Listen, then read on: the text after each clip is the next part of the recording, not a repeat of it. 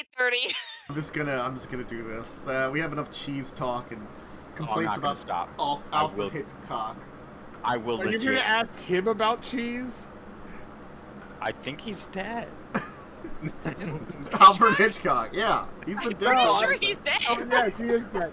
No, I meant the big guy in the game. No, we can ask I Hitchcock. don't want his cheese opinions. We're gonna raise What Hitchcock about from the Lion grave. Man? By the way, we're live now. I will definitely get Johnny's opinions about like a fucking Gouda.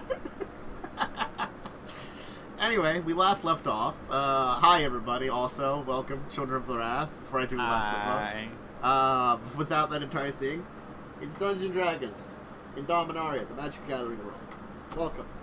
Last week, Claude found a giant colossus, inoperable. Found some other stuff. Then everybody decided we're gonna move this crazy evil man who's been in our basement, which is probably the worst left in our house, to somewhere better, far away, more prisony, rather than just a room he was living in. Katraz. Technically, it's not that far away. It's like a 15-minute walk to the college. It's a solid uphill walk. It's still farther than in your basement. Yes, I'm just saying. It's like Man, far away from your house. 15 minutes. the man is in like a cell. He's Magneto in It was X-Men 3. X-Men 3. Thank you. You're welcome. In the plastic cell. Now he did get out, but there's a difference. This man don't got metal powers. And he can't suck the magic out of someone who enters the room because their magic is zapped too. Well- Man, I just realized that Magneto could just tear out Kazran's lungs. Yeah. Yes. Magneto is awesome against a lot of people, but apparently Iron Man actually has an anti-magnetic suit. Well, I mean, you just gotta make it out of not iron, cobalt, or nickel. Oh no, he has like some added thing to it that repels Magneto's powers specifically. And I'm like, That one guy using the Guardians of the Galaxy, but not the movies, but the comics. Nova or something like that. Oh yeah, Nova. I don't know. He can control magnetic fields because he can control energy. So who gives a fuck? Look, there's a lot of people with crazy powers in the Marvel universe that hasn't been in the cinematic universe yet, so more crazy powers will show up. But that's here nor there. You're in a cell with a man, and he made an offer to you. that we can't refuse. We We couldn't refuse it. No. We debated about refusing it, to be fair. Mm-hmm. I was making a joke. Yeah, I know. This is how it works. You make the joke and then I negate the joke, and that's funny to me. And no one else. Look, it's jokeception. Which is a little different than Joeception, but, close enough. We have a joke. We would need another Joe. Let me think. But Joe would Joe. I think we just did a standard information for information agreement, right? That's the deal. Yes. Yes. Question for question, wasn't it? Mm-hmm. Yeah.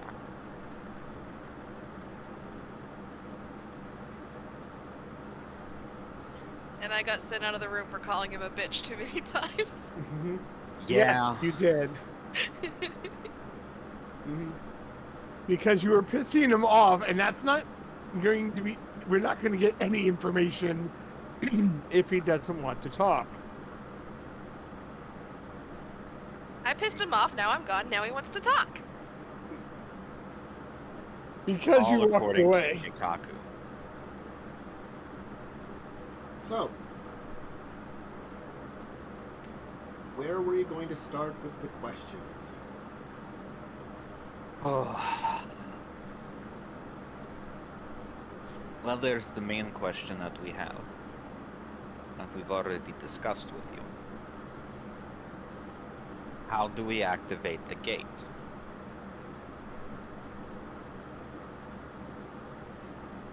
The secrets of the gate are very difficult to understand. It's more than just a mere application of mana or energy. It's also understanding it to a degree, tuning with it. The various runes are, I would think of them as phrases. But you can't speak the entire phrase, you have to speak parts of various phrases. It's a little more artistic, I would say. There are, in amongst the notes I mentioned, if we agree to some form of deal for them, information on the basic research I had when initial developing techniques for understanding it and its application, including some details about where I found such an interesting device. And those notes would explain how to work it, would they?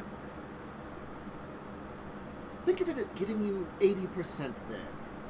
The rest we have to figure out with a little bit of trial and error. It's unfortunate, very hard to just... It would be more like a show rather than tell kind of thing. Well, that's not happening.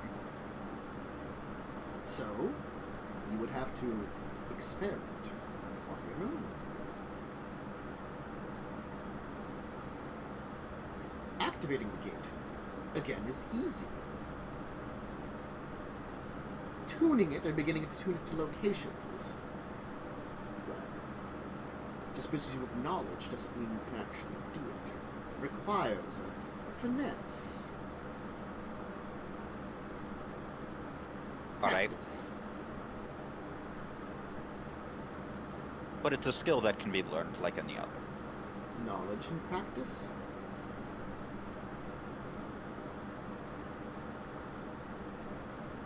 So, now it is my turn to ask you.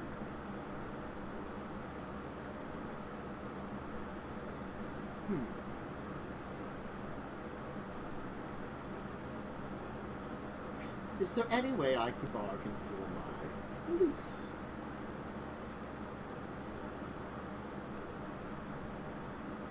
Not with me. I don't have control over this. I'm not exactly your jailer, I'm just the person asking questions. But you're the one that's claiming ownership of my house and therefore sending me to this jail. You have the authority to send me here. That's just an eviction. But you see, that's passing the buck, the blame. And you are technically to blame for all of this, for my situation here. Technically, he's to blame for this. He's the one who started walking around unlocking doors. I just helped. I was just checking to see what the heck was in this place that we got. I'm not... just stating the facts.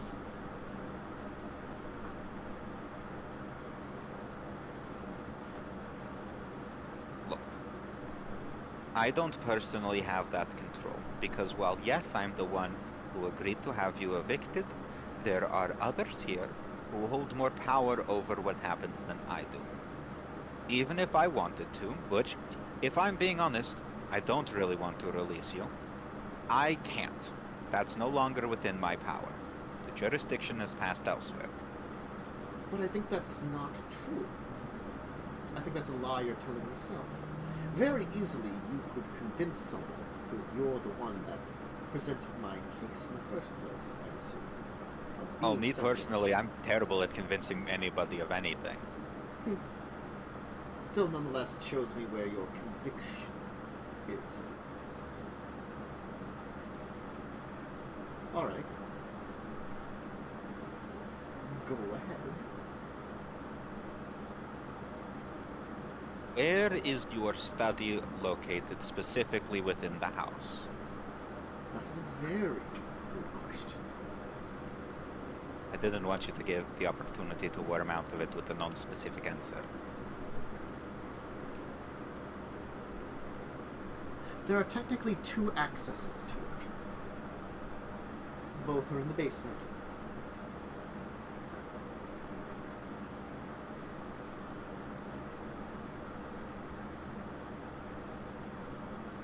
Are you going to volunteer more? Each access is on a different floor. They are hidden passages, which obviously one of you's good at worming around into secrets, I'm sure could discover. So I don't need to necessarily tell you exactly what they are. If you're not going to fully answer the question, then neither will I. But I did answer where it was. It's true, but the way this works is a satisfactory answer only begets a satisfactory answer. Then perhaps I add a little bit to make it more satisfactory. So that while you're on your little wild goose chase, it doesn't become a fruitful one. A fruitless one. There is a key needed for either door. It can be found in my personal belongings, if they haven't been ransacked. I don't believe they have.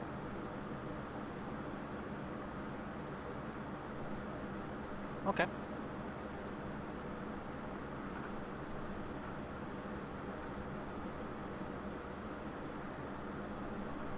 I believe it is your turn if there are any questions you would like to ask me now.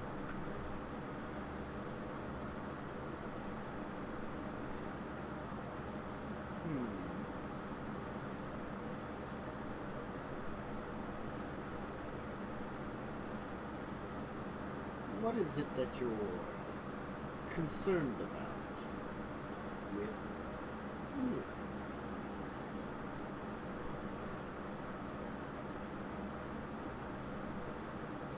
I don't want to die. I suppose that's what it boils down to. You are dangerous and clearly vengeful. And I don't know if you personally believe I wronged you by living in your house, but there is a possibility of you hunting and killing me, and I've avoided that so far. We have enough others to worry about.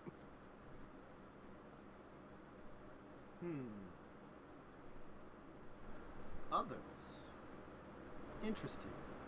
Why did you tell him? We were not volunteering specific information, Clyde.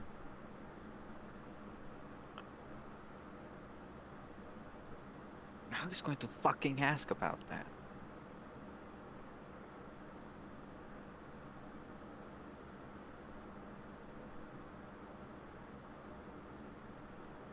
So, what's your question? What is it that you want to ask now?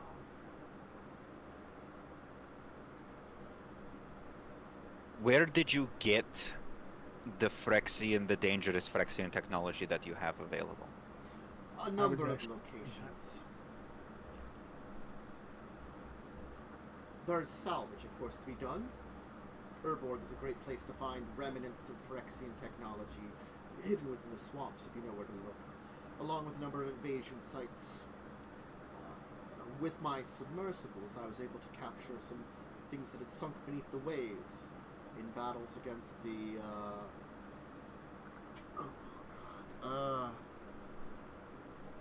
not Mercadian? I have to remember the name of the race.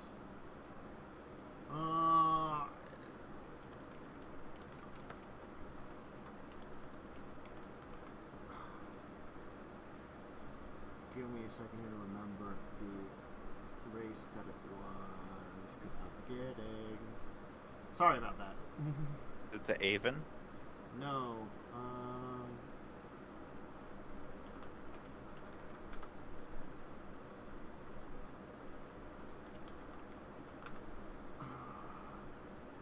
Is it the Araco?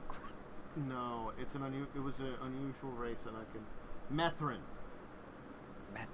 The Methrin. That's what I'm looking for. Sorry, I couldn't remember their name. Me personally. Some ships and materials had been destroyed by the Methrins, sunk beneath the waves. And of course, I had discovered a number of hideouts and small laboratories that Phyrexian agents seem to keep across Dominaria.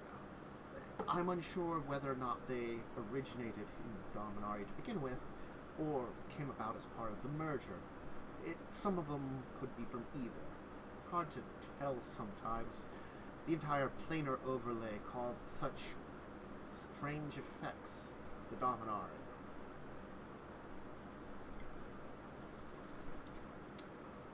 A little bit of information I'll volunteer. Did you know that there's a low percentage of flowstone in every bit of soil and rock in all of Dominaria? Just a small smidge of it. Not enough to refine anything of merit in general, but it's there. Interesting. Sure.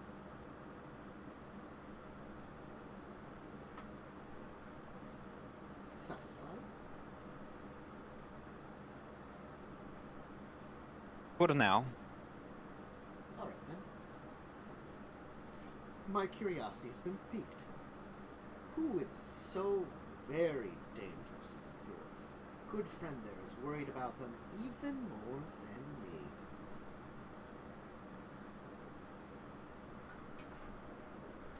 Bob, would you care to answer this one? Well, if you were free, I think it would be obvious that you would be the bigger worry.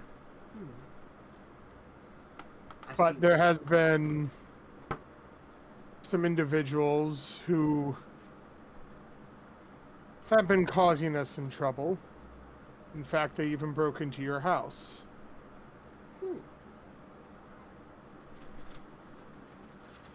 And took some of your Phyrexian technology. Really now?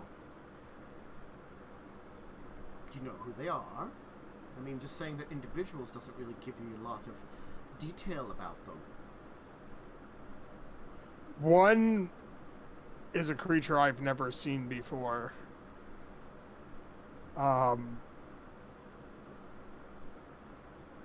to think how to actually describe it without actually just saying that. He can summon small things around him and gain their individual powers. Interesting. One is either made of shadow or has strong shadow magic.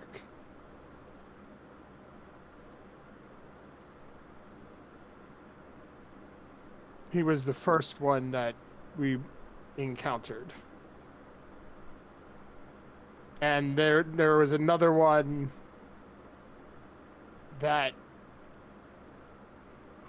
was partially made of artifice. Stole my fucking ideas. Yes. Interesting.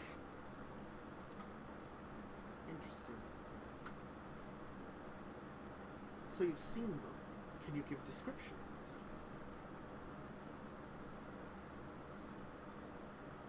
I'll say the best I can. Wait. Is this another question? It's more clarification.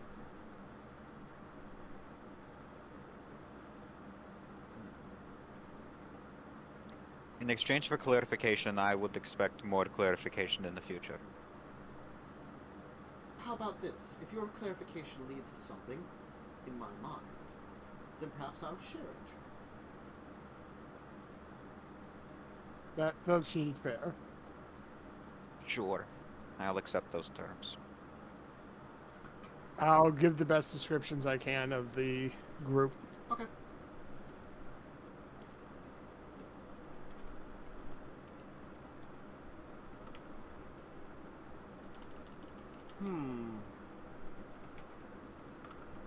That's so very interesting.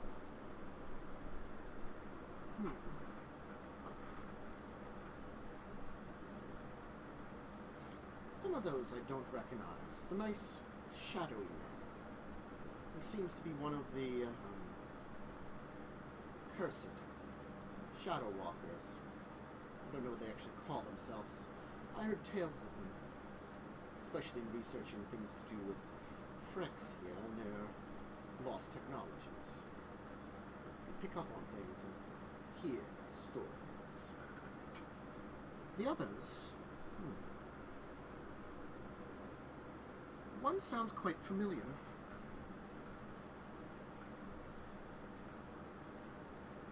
Perhaps you would know him, my small goblin friend.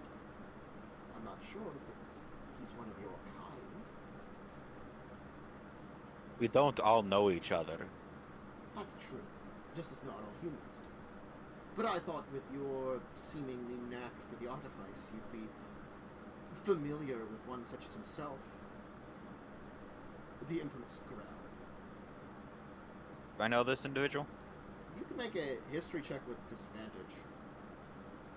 History with disadvantage, after Yes. all that talk about how I might know who it is. No one else could roll. I see. Okay. Uh-huh. Disadvantage. Luckily, I'm decent at history, Yeah. but just because I'm decent at something does not guarantee success. Never fucking mind, I'm a genius and a god. You heard stories of Grell. Grell is like an artificer boogeyman, I would almost call it. He was an infamous Mog engineer who survived the invasion of the Phyrexian invasion, and originally surrendered to the Talarian College in exchange for some of his information that he knew on Phyrexian technology. At some point in time, he disappeared from the Talaria College a couple decades later. Stories of him popping up have occurred or been blamed on him for hundreds of years at this point in time now, since the invasion. He's kind of become this, like, infamous, like, if there's something strange, unusual, alien, just weird when it comes to artifice, Grell tends to be blamed at this point in time. Because his experiments when he was at the college were infamously... They bordered on that level that, like, the college has done some, like, very inhumane / ethically questionable things. He was very good at slipping into that kind of thing. Okay, so he's a really, really shitty individual and an artificer. Mm-hmm.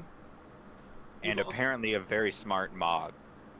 Yes, he was supposed to be the one of the main engineers on the Predator. On the Predator? Mm-hmm. Oh, that bitch. It's also assumed that he has long life because he replaced a lot of his parts with mechanical ones. Hey, this fucker stole my whole shit.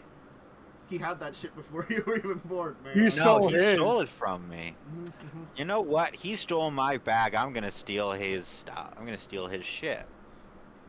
I mean, he did steal your bag idea. That's a true one. You stole the bag idea? Yeah, it was a great idea. I invented the bag of holding. Yeah. Anyway. The last statement is, I'm sure you've heard of Grell. I have heard of him. Good to know that he's still kicking, I guess. And he's quite real. I had some dealing with him a while ago. I had acquired some items that were not of particular use to my own research and traded it to him for a few other things that he had managed to acquire. I didn't think he was working with anybody at the time, but then again, he had some odd friends. Well, he's stolen my ideas and my technology, so I don't really care for him. It's clear that he's jealous of me and my skill. I'll take your word for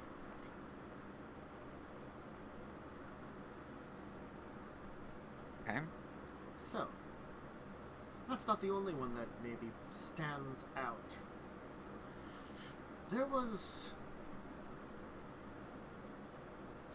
a meeting a few decades ago that I had with a strange individual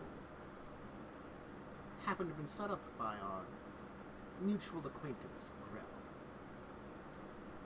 The man was interested in things related to the history of Dominaria. And because that was my area of expertise to say, in a way, he was interested in me. I believe he went by the name Vul. I don't know if that's his real name or some kind of code.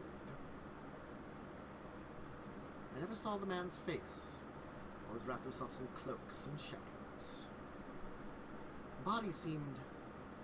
well, at the time he seemed in bad shape. Didn't seem very healthy.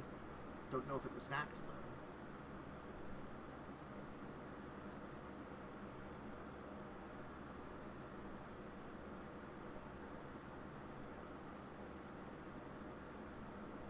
though. Anyway. There's one more that... I don't know if I should really mention it, because of the others that are present.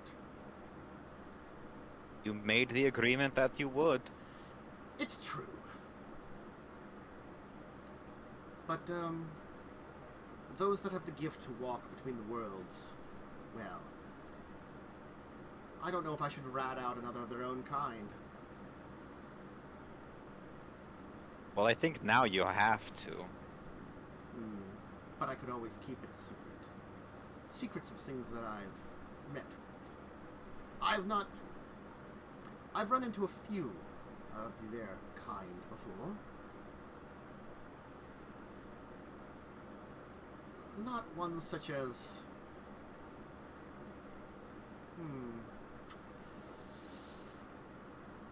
I'd say justicely inclined, as the individuals that you seem to have made friends with. You did realize they could walk between the realms. It's a little gift that I managed to get from a combination of Phyrexian technology and, of course, my study on that gate. I can sense those that have the ability. I mean, I had the feeling. Not surprising. They're not exactly subtle.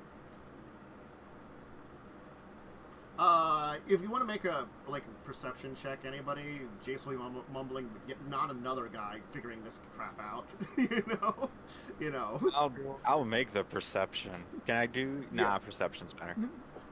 A thing, Yeah. I rolled a 4. Yeah. I mean, I think he's still he's close by, so Claude is enough to mumble. He's mumbling about someone else doing that, you know. Sounds like it's not the first time an artificer has found out a way to detect planeswalkers, because it isn't. They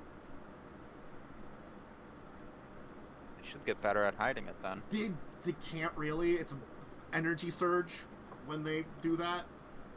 You know? Maybe they need an equally talented artificer on the payroll who can maybe work on figuring that out. Who knows? Who knows? The basket. Anyway. The strange creature you spoke of is a thing I found by accident when I was attempting to gain the gate in the first place. The gate itself, I will tell you, originates from a very old civilization. Regardless, it ended up in a part of the world that was different from where you would expect it to be. I guess that's an easy way of describing it. It was in Otaria,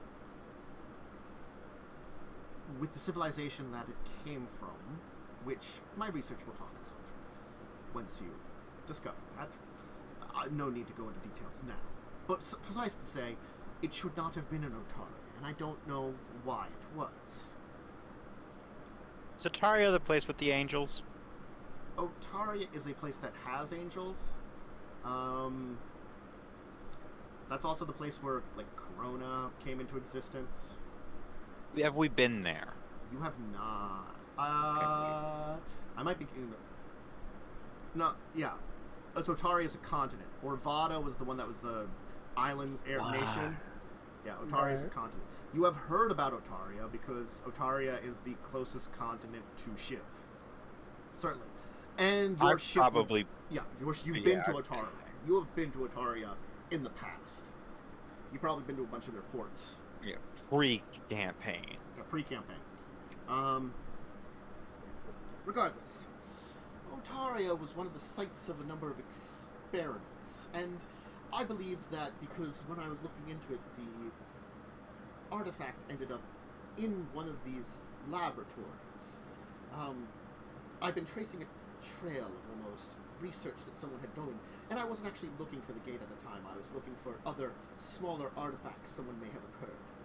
Turns out someone had found something quite big. The gate. The door. They didn't know what to do with it. But it seems as though they had had an effect when I read their research. It was one of the things that allowed them to create the initial clones, the Riptide Project. Now, the Riptide Project supposedly died with Corona, with the mana strain that occurred. There were remnants that were left over. Soon after that, if you were unaware, the time rifts occurred. And,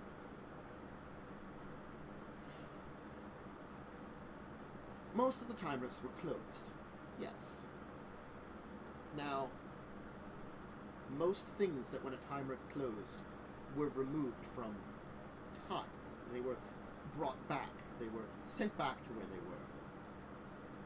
It turns out one thing did not return. It had been lurking in those areas. Now, it wasn't the only place it had been lurking in, but learning of such a creature is quite dangerous. Think about it. A creature from, I believe this was from an alternate timeline, a distant future, or a distant past.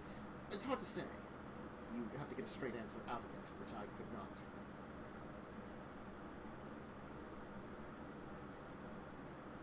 Would you believe it to be the same creature? Well, I know of only one creature that can create slivers from nothing.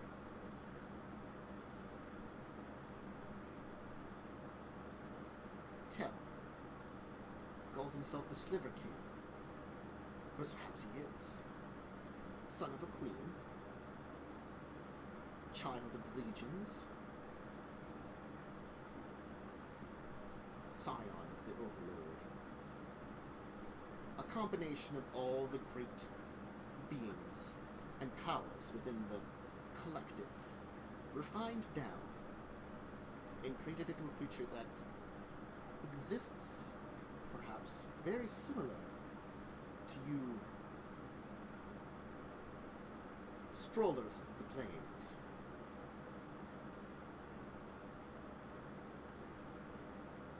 The thing itself was very odd. I didn't sense a hostility from it, but I didn't sense the kind of intelligence that would be fearful if it ever did become hostile.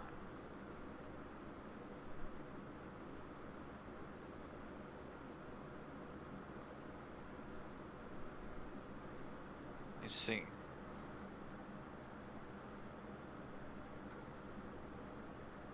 Well, I hope that is a satisfactory clarification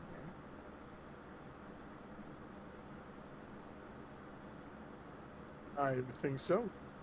Excellent. It is your turn to once again ask a question.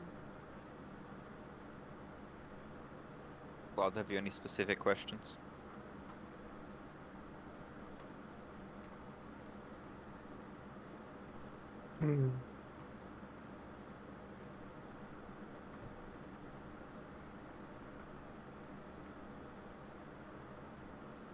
Because if not, I have one. I mean,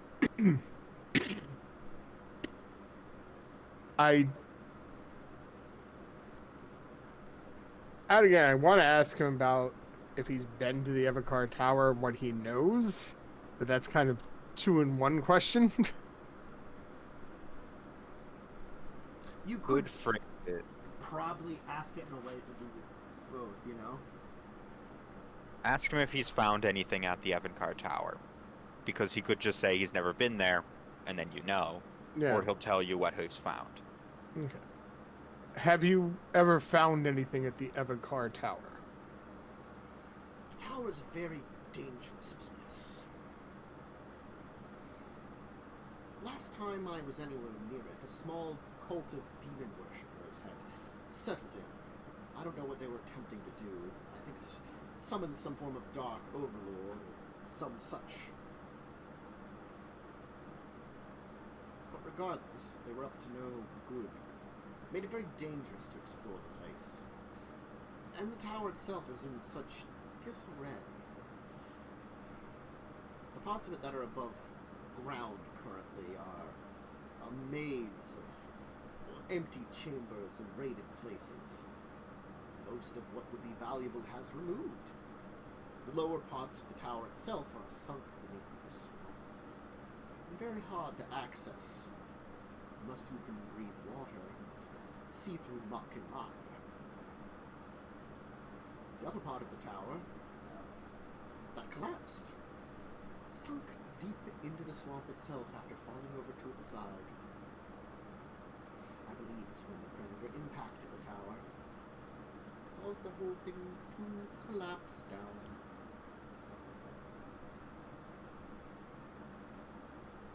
Two sets of fiery wreckage falling to the ground. Granted, I did consider exploring some of it, and I knew just who to inquire with about its secrets and layout. But, well, he's hard to find.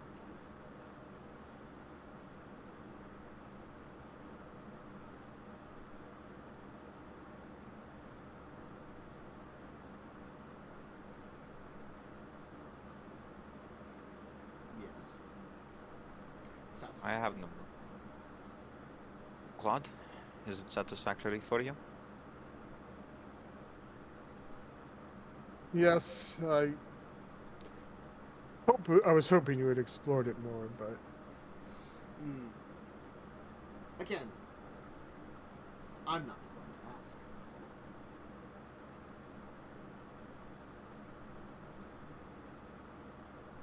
Alright.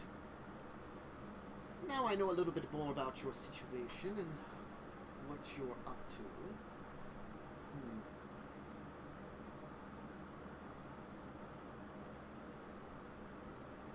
That would be a good question for you. What has become of the Fae? Oh. The honest, horrible answer is that I don't entirely know. She escaped. Oh.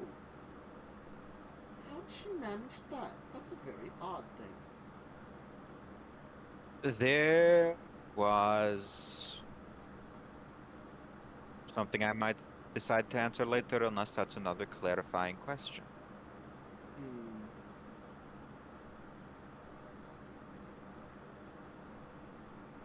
I'll say this one's up to you.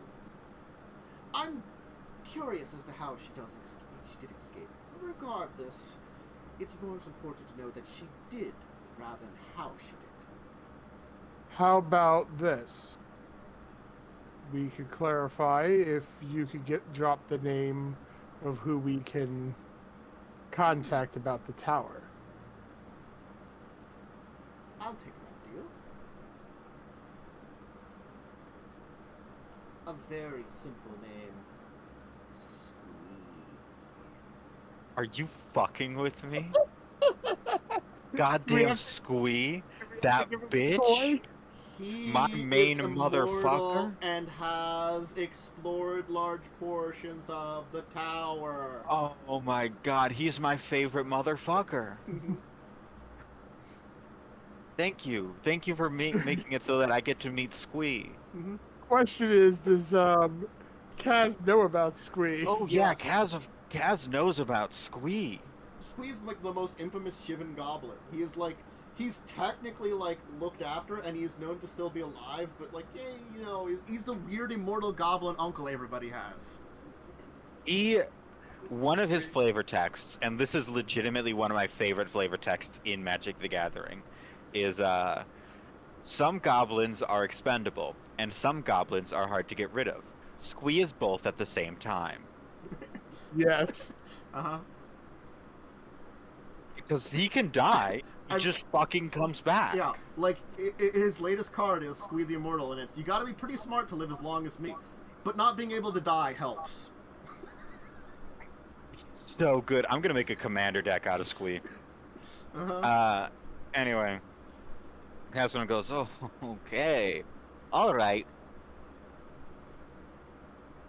We need to go to Shiv. I can't believe I said that. Okay. There was an outpouring of black mana, a wellspring of it that appeared nearby her hut, and she used the power she could gain from that to escape her bonds. Oh. That's probably terrible for you, I have to say. I'm sorry. She did give us some gifts. Oh. The Fey creature was aligned naturally to both blue and black mana. I'm sure both would empower her in various different ways, but if you tapped into her black mana side, allowing her to escape, I'm afraid it may... With the state she was in, it may have had odd effects. It was insane. She seemed to at least was not mad at us when she left. Well, I'm afraid I don't know if she'd be mad at me. The honest truth is, what I did to her kept her alive. Whether or not she wished for death, it seems like she didn't, as she escaped rather than take her own life once she had the opportunity. So, I'm glad that I kept her alive, then. I assume that if given the choice between death or imprisonment, she would have chosen death. She did complain that she was in lots of pain. Constant pain. Horrible, horrible pain. That you put her through. As I said, her arriving was an accident. Well, regardless. We have answered your questions. Are you satisfied? I am satisfied on that one. I have a question now. Please. Should you be free, what do you plan on doing? I have found a new level of perfection in my own form. Of course, my original research pertained to a form of resurrection. To clarify, just because it's important on all these details, my wife died of a disease. One that was incurable even by the strongest magics. A degenerative disorder that, seemingly, from what my research could tell, she was born with. So, a correction to her body would be in order. A simple resurrection magic would have still resulted in her being diseased. It would not have saved her. And my initial research was into other forms of resurrection, other forms of life-giving, other forms of existence, using my own expertise and artifice to dive into it. As time went on, though, I began to realize that as much as I forever will love her, the death she had was as peaceful as it was going to have, and the forms I would give her would be forced upon her without discussion, and I, with no reason and way to reach her spirit, wherever it may exist. Black magic has been beyond me, and I'm afraid most individuals that could even think of acting that are less than suitable. In fact, the majority of them aren't suitable at all. It means that reliability and inquiry was out of the question, too. So, I was left with choices. What to do with my research? And I decided my research needed to continue. So, of course, use what I discovered with my wife and the research for her, and myself, perfecting a form, using a combination of Phyrexian technology, Thoranian technology, a little bit of the genetic engineering studies that Urza made. He made some fascinating discoveries. In fact, the designs of the Methrins were part of my blueprint that I used for altering myself, and combine that with some Phyrexian genetic technology, which is a very fascinating subject, may I add. Their genetic side of things, seemingly you would think would be more hidden beneath all the technology, but in fact it was quite inventive for the ways that they could alter and, as they would call it, complete something. So I decided to come up with my own form of completion, so to say, fueled by Phyrexian oil, which, as I previously stated, is very difficult to reprogram. In fact, what I had to do is I had to deprogram it, a process which took approximately about 36 months and 35 months to complete, to remove Phyrexian influence from Phyrexian oil, just leaving the material that it is. The microscopic robots, the robots so small that you need magic to see what they look like. Machines that are made to be the size of, I guess the building blocks of the body. Regardless then. So, once they've reprogrammed, I began my process combining genetics and robotics, the Phyrexian cybernetics, Thoranian energy technology, refined by their predecessors, those that remained after them, a bit of Urza's ingenuity, and some of the ingenuity that came about, of course, across the Brothers' War, combined with a few other cultures throughout our worlds that have had some interesting developments. The result was a newly designed body, using a remaining portion of my own body, replacing the rest of it. Unfortunate, there were some effects that happened very early on. I believe you referenced my tongue and eyes being found.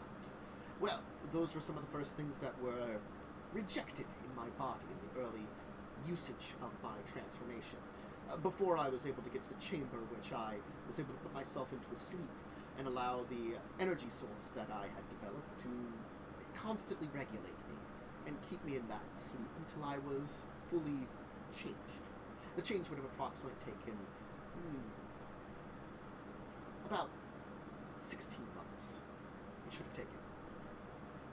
Now, obviously, it's been a few decades, but I was still remaining in the stasis that I was. Now that my body is complete, though, there is more research to be done, and there's a few things that I would like to visit. You see, one of the advantages of the body I created now is I'm technically more machine and undead than I am alive. The living spark I have is well protected, and I specifically built it that way, to allow travel through the portal. Now I can visit those worlds.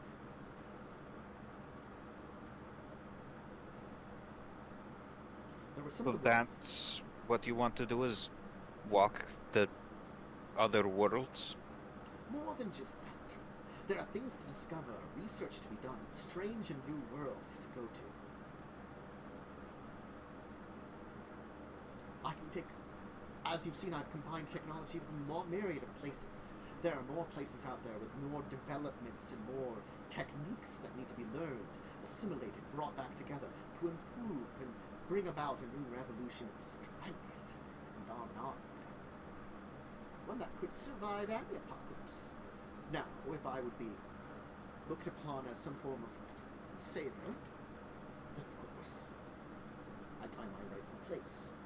The name Urza, for all of his infamy and all the terrible things he does, is still looked about in history with great regard. For all this work he did at the Dominaria Academy, and all the work he did at helping save us from the apocalypse. The accolades remember the good parts of it. They remembered the good parts of it when he was alive. Now, he was foolish enough to get himself killed fighting for us. I'm not so foolish. But I'm willing to make many different developments and become the new Urza.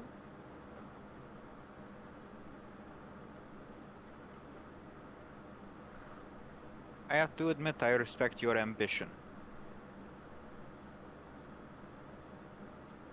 It's less about the position of being looked at well upon. It's the respect that perhaps I want a little bit of. And then also the position that I would be in the position to know and learn everything. All the knowledge out there, all the techniques, the strange creatures and beings that I picked up, I could study them in more detail. I could go there and pick up real samples or study samples in the field. I could understand things better and more. Break down the existence of the entire multiverse and begin to understand it from the grounds up. Maybe then all of us could travel between the worlds. Something that stories tell once was possible before the time rifts. There were portals to places, some of which sort of, kind of work now, but not really, because things changed when the time rifts were closed. Some form of dimensional planar alignment. Most of us scientists that study and understand a dealing of the planar makeup know that something changed there. Something unique happened. We don't know what. Because the only folks that might know about it are those that scamper around themselves between the realms and don't talk about it. They're the big secret that everybody loves to keep, but so many of us know about.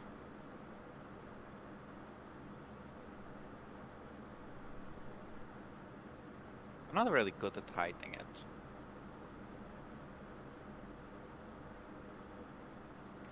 Dominaria has been Regardless. visited way too many times to hide it. Did you know? Where the Nexus, the keypin, the linchpin. A strange fact that was in Urza's research. For whatever reason, Dominaria is at the central key of the entire multiverse. It's one of the reasons that when we destabilized, there were negative effects across the multiverse. Since the apocalypse and the Great Healing, things have been better here on Dominaria. We haven't had such incidents anymore. Have you noticed that? But the entire multiverse changed, too. A strange thing. Could I do an insight check on the planeswalkers to see how they're reacting to this Sure. man's whole spiel? Yeah. I think I'm good at insight. No, I'm very bad at insight. This should be fun. Wow, that's exactly the same roll But yeah, as what I got before. you're not... I'm going to actually do it too. Mm-hmm. Okay. That's a dirty 20. Yeah. Jace is hiding his feelings, but obviously he's like... Some of his words are like upsetting to a degree, like kind of like...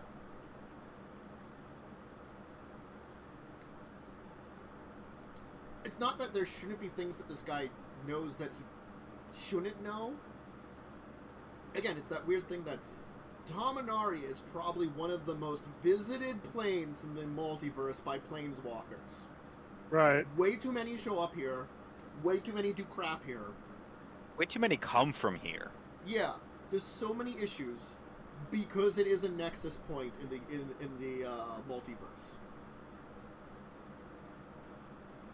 Again, most average folks don't know about it. Most learned folks probably know something of what goes on, especially because, you know, the Tolaran economy freaking works with, like, Urza and stuff. You know, they know about it.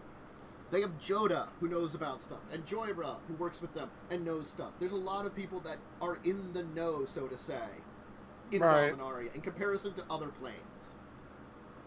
Now there's us assholes who are in the know. Yes. But you were drugged in there by a man who happens to, like, who did a lot of research on Urza's stuff. And that's where he found out stuff. Him and the creepy old lady who lived in his hedge maze. The creepy old lady who lived in his hedge maze was, like... He's just a... honestly speaking, like, out of game, one of the reasons she might have had the ability she has, she probably has a Planeswalker spark that unfortunately might not awaken anymore because of what happened to her. That's fucked. Mm-hmm. There are other Planeswalkers that have weird effects with sparks and stuff too. But she was effectively drugged through planes and made into sort of like a pseudo-undead. That's gotta have weird effects on your body. Oh, your bits are all fucked. Yeah. Mm-hmm. Your bits are all bangled. Bangled, bungled bits. But she could look into the planes, so she might have had a spark or something like that to begin with. She was a planar oracle, basically. Mm-hmm. Which was very helpful for Ona, because Ona wants to keep control of Lorwyn, very helpful, so having that in her court. So that means probably the last couple of decades, Ona's been really pissed off, because, you know, her court oracle, who could tell her about, you know, dangers coming from other planes, possibly interfering with Lorwyn/Shadowmere, has been kidnapped. Yeah. You know? Just those fun little facts that, you know, the whisper down the line of problems that have occurred. I don't know if she wants her back at this point. Yeah. We kind of broke... She's been kind of broken. We didn't break her for shit. It No. was this asshole. She's been kind of broken. You accidentally didn't help, is what I should say. We might have exacerbated things. Yes. Yes. But you didn't start the problem. Yes. We didn't start the fire. You only It's accidentally always been- threw gasoline on it. It's always been burning since the world's been turning. We didn't light it, but we tried to fight it. Yes. And it didn't go well. We did not fight it very effectively. Not at all. Oh god, no. One of us turned into a human, and then she got out. Mm-hmm. So yeah, no, where were we at before we were distracted by that? He had answered a question, so now I think it's his turn. Yes.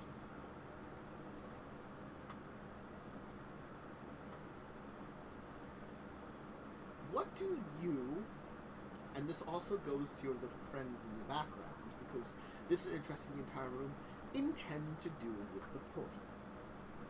It is the one truly working planar portal in all of Dominaria. My intention is to let them have it. I don't know how I could possibly use it and survive the experience. Nor do I want to exactly pull things out unwillingly and as some sort of weird planar fishing scheme. So they seem to know what they're doing, so I'd let them have it. Yes, I'm not sure how it would affect me. Don't get me wrong. I've seen, I believe it was called Kaladesh, and I'm curious. So if I can find a way to safely journey there, I will gladly do so. Unless that happens, I likely won't. Perhaps that's just something that a part of my curiosity that will never be satisfied. But it's a goal to keep me moving at least. Jace is going to speak up then. look, I'm going to be honest with you and the rest of you, because it's important. There are no laws or rules throughout the multiverse against anybody having a planar portal. Most of the time, since the mending, they haven't worked. So it's a curiosity when one gets a version of a portal working. It's something to be watched over, because since there has been a few hundred years where no other plane can connect to another, the influence of other planes has stopped completely. So a sudden change would be dangerous. This one is obviously not usable by normal people. So... and it is an artifact. We have no real right to destroy it.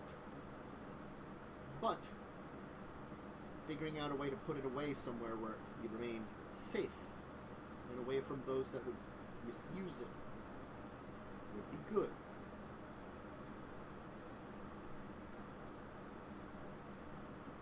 Well, again, if you can figure out how to do that, more power to you. Perhaps that is what you want your next question to be. How did I put it in there? Seems like your little friend there is interested. Messing with my mind as I slept. A dirty, dirty trick. Look, It is curious how you were able to move such a large thing. it's curious, but it is not our primary curiosity, and frankly, honestly, at this point, I do not care. As my companion here stated earlier, we have bigger fish to fry. And even bigger fish hunting us. So, I don't currently have any more questions. As my companion does, I'm happy to leave you and our house guests to converse and answer questions on your own. I don't see why I have to be here for that. Unless you want me here, in which case I have a book that I can read.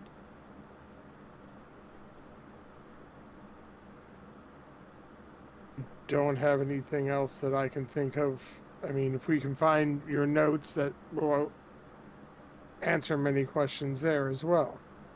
We just need to find them, and you've thankfully given us a very shitty hint.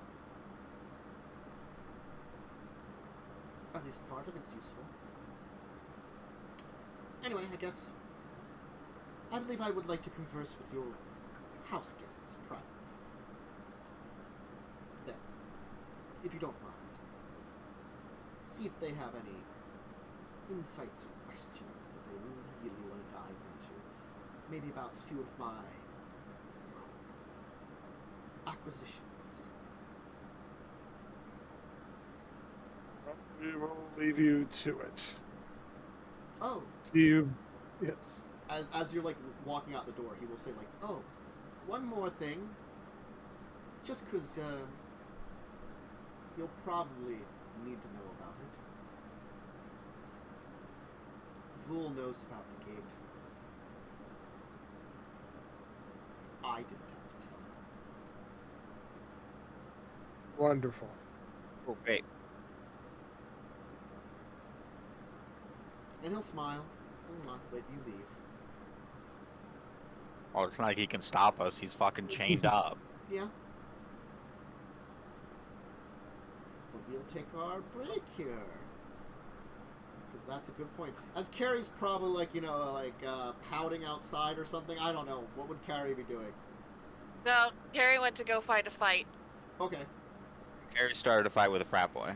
Yeah. You one-handedly... It's a wizard college frat boy. It's like the difference between having a 10 strength and a 12 strength, you know? He's like, I'm slightly stronger, and I could do handball, or something like that. One of those, like, slightly physically intensive sports, but not really physically intensive sports. I play racquetball. It's like, I'm on the racquetball team. Ugh. I'm on the face squisher team. What? I play racquetball. I got a big ass glaive. Punch a god in the face. Mm-hmm. Yeah. It's not nice to punch gods in the face. What if Sometimes it's they deserve it, though. God? I'm not saying they might not deserve it. It's just saying it's not a nice thing to do in general. Well, sometimes being a god isn't a nice thing to do. So, you know. Yeah. Very true. We shall take our break here. So if you need a drink, snack, bathroom break, anything like that, go ahead and do it, and we'll be back in a little bit. So, Huzzah. be back, folks.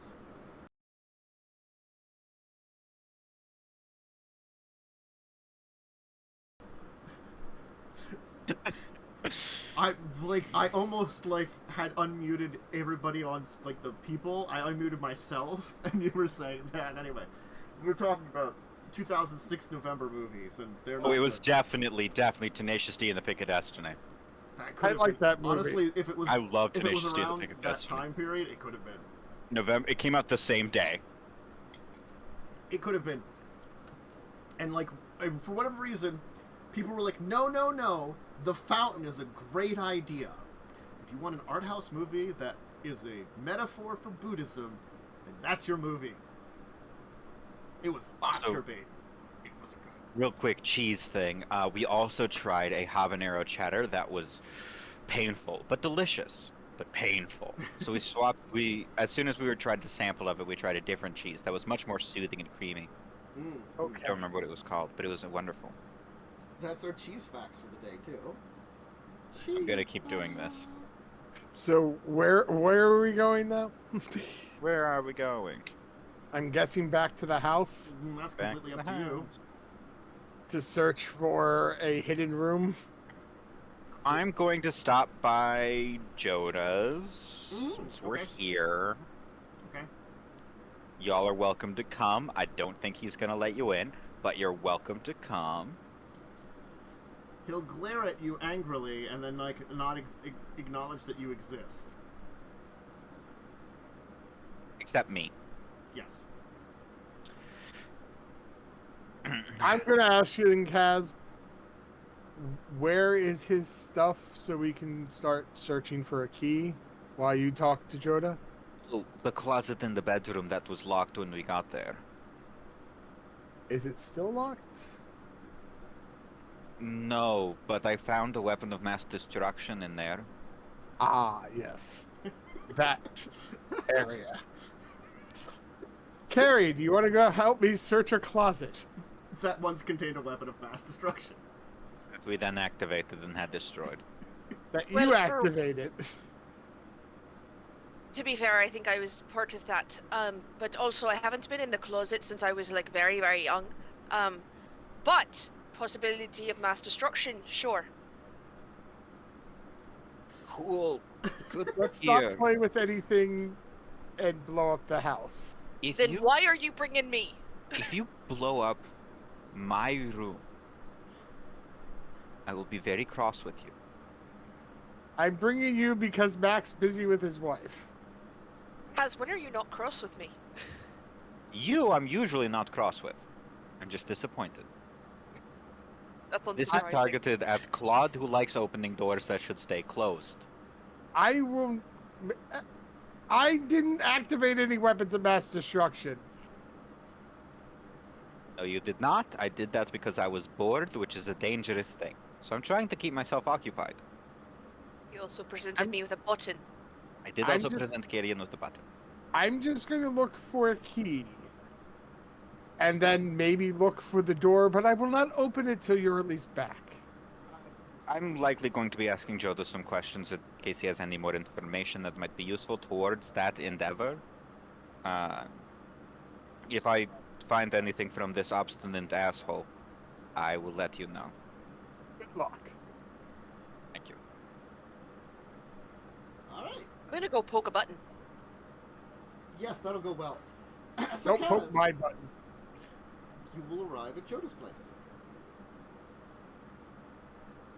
I will knock and then enter. Mm-hmm. Hello, Joda. Cass?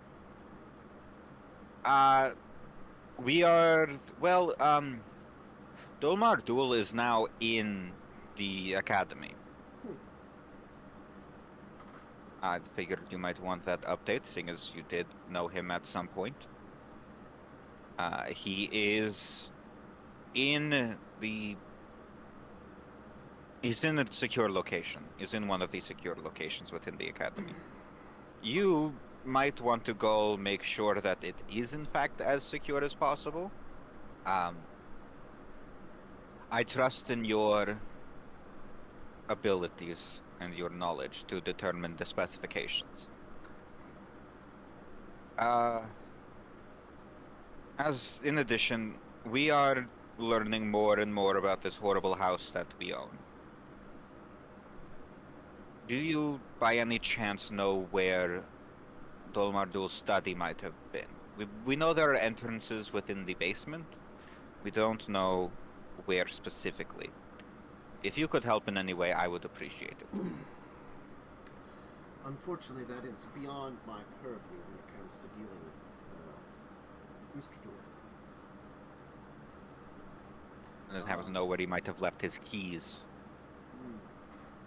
I assume in whatever pockets he once had, if he doesn't have any kind of clothing on himself that would have pockets, I would suggest searching whatever closet he would keep his materials. Obviously, he would want to retain things in a place where he could easily access them and remember them once what he did to himself is done. Okay, so I think I'm on the right page about where it might be then. Look, again, the same offer stands for you to come to the house. If you are still preferring to wait until Joyra has left, she'll be leaving in a few days. Also, if you would like to say goodbye to her and try to clear the air in whatever context that might need to be cleared. Why would I have a need for clearing air? Because apparently there was awkward situations between the two of you. I don't know.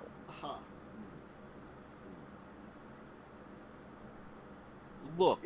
She can be just a little loud about things that I would rather not have hear from her. Unless it is business, and she, unfortunately, is very bad at not mixing personal and business together anyway.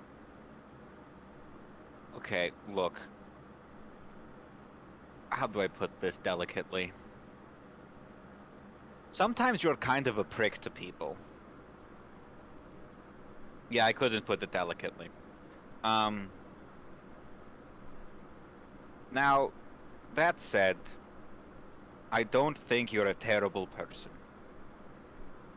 I think you just have lived a long time and forgotten how to be human.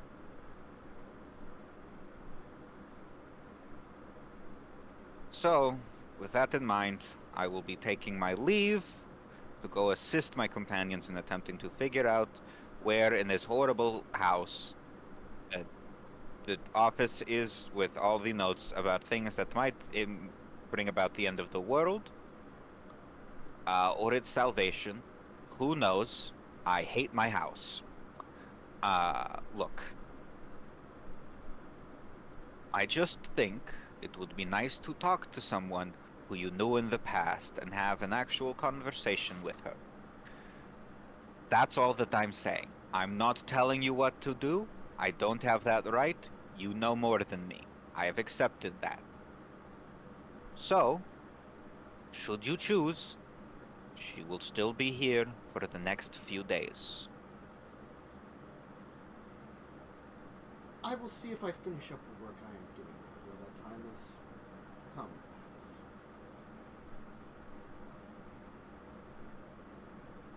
Well, you do that. I'm going to go. And then I think Kaz just kind of leaves. Okay. In the meantime, Carrying Claude will be the first to arrive back home. You will find yourselves in a closet, or going to a closet. We just get back home and all of a sudden we're in a closet. I mean, The hell? Yeah, Alatar's been moving the rooms around, kind of cabin in the woods style. I'm only doing what Kaz told me to do. Yeah, I would have. Kaz is also getting bored, and that's probably just as dangerous as Carrion getting bored. Mm-hmm. Yes. Very. Anyway, so yeah, certainly, like, Alatar will greet you. Welcome home. Would you like some tea? Appreciate the offer, but we have some business to attend to. Excellent. How is everything? Everything seems to be functioning at its normal for the last few days. That is good. Thank you, Alatar. You're welcome. To the closet! Told you it's been a long time since I've been in there.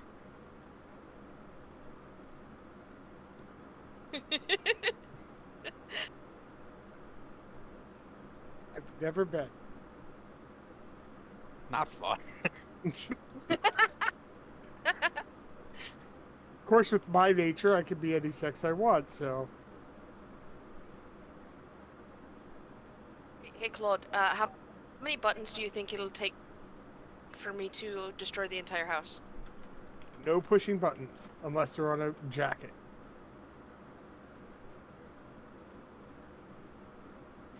Bold of you to assume I couldn't destroy a house with a jacket. At least it'd be more difficult. And take more time. Let's look for a key. Let's look for a key. Or a set of keys.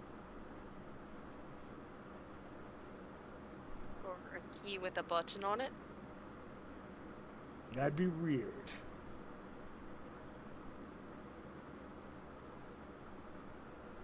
That's why I usually go with Kaz. You're so boring. Although Kaz doesn't let me do fun things either.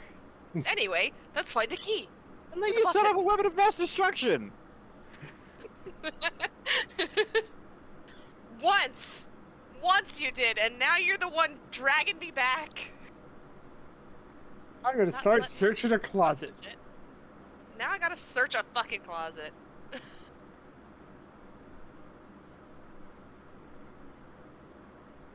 Alright, well, you'll find your way to Kaz's bedroom and its closet. The first thing I'm gonna do when I look in the closet is use my Eldritch Sight and see if there's any magical ores in the closet.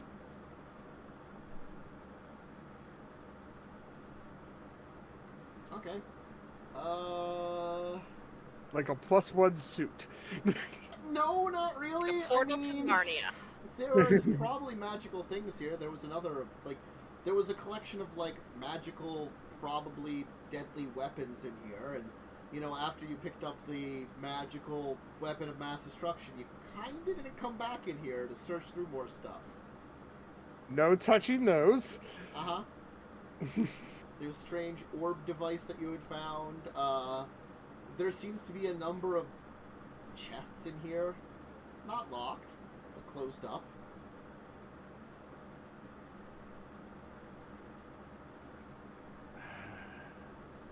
I'll start with the chests and just look to see what's in them.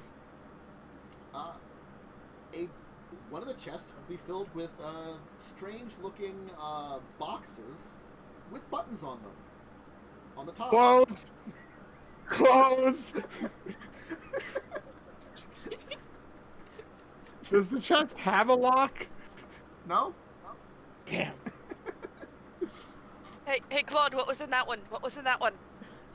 Just some old shoes.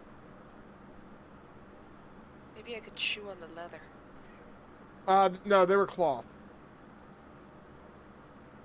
Maybe I could tear them apart. It's not worth it. You're hiding something from me. Roll an insight check. I'm not very insightful. Yeah, that's a give you wisdom some- skill, motherfucker. I can give some deception. Yeah, please do. Yeah, Ha! your deception's way higher. So, yeah, you know, you'll be like, Thank God I got a 19 on that. Mm-hmm. These are not the buttons you're looking for. the collection of tiny boxes with buttons on them. Alright, well that was one box. The next box seemed to be weird devices. Looking at them, they seem to be connected maybe with some of the other weapons. Close. The ones that are like kind of like lined up on the walls and stuff like that, you know? Yeah. They seem to be connected with that. Don't need any of that. Mhm. Next chest. Seems a collection of strange devices. Any of the devices a key? No. Then close. Okay. I'm not playing with anything that's not a key. Mhm. He sure loved his shoes.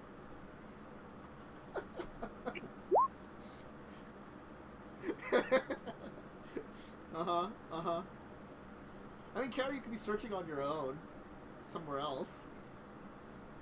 Can I just search in the pockets of any of the clothes? Sure. Roll investigation. Sure. Mhm. Why is I'm that not- one of my good skills? That is not a good skill for me. I get +0. Hey, you find pocket change. Some copper. Yeah, you find like 20 copper. Dude, Cool. pocket change. Get some drinks. I'm adding that to my. I'm adding that. You're just taking his 20 copper. I'm taking his 20 copper. I'll gamble it away or Mhm. spend it on drugs or something. It's not a lot for drugs, though. Anyway, the last chest will have what appears to be a set of robes. They look very I will- ceremonial. Are they magical at all? Yes. What kind of magic's on them? Look, I'm gonna just tell you, it's effectively like a robe of the Archmagi. Okay. The probably very evil one, because the guy is like totally evil. I mean, honestly, none of you could probably wear it, but you know, they look tailored in such a way. Give it a shot. You're like, ah, oh, the evil, I'm styling, ah. I'd look good while doing it though. It is styled in the form of like a Talarian outfit would be too. Do the robes have any pockets? Sure. I check the pockets. Investigate its pockets. God damn it. With my whole +0. Uh-huh. Oh, No, you don't find anything in particular. Nothing that looks like, obviously, like a key. You do find a few small, like, trinkets that look to be, like, maybe, like, pieces of jewelry that go along with it. Because as much as this is a magical robes, it also looks very ceremonial. Very, like, you know, designed and dressed up in such a way that probably someone wearing it would look dressed to impress almost, you know? okay. You do find what appears to be a strange-looking, like, amulet where the center of it is a carved skull that's kind of screaming. Yeah, I'm gonna put that away. Okay. But it looks like cool jewelry. There's a screaming skull.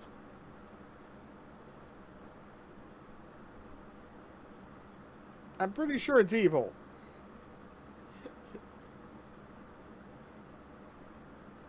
Don't poke the evil bear. Just wear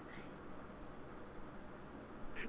Back in the trunk, closing the trunk. Is it magic?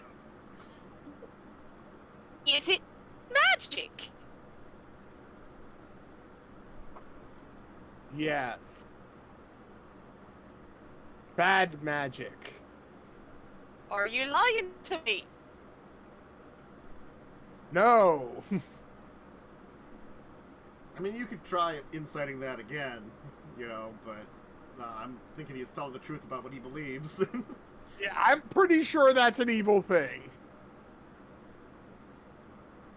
I am not lying this time. Funny. Well, Maybe we should check the pockets of the clothes again. I can assist you.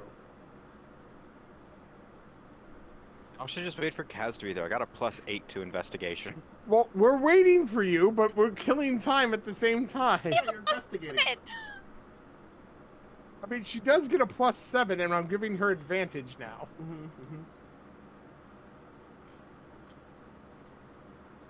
Don't be rude, Kaz. My internet's being weird. It is. Yes.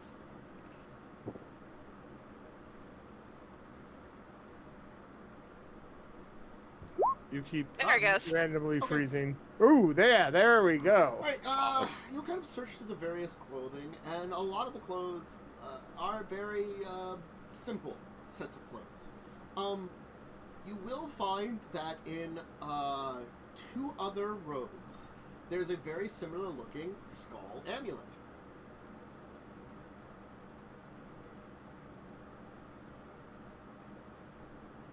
I don't trust these. Well, there's no buttons on them, so that's not so fun. But no keys.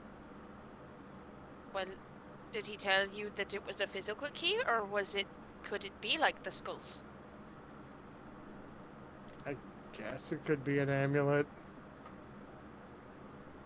You're looking for a physical key, but you never did ask whether it was a key or if it was an object that can be used as a key, did you? True. Why did we not find the door first? Then we would know what the key is.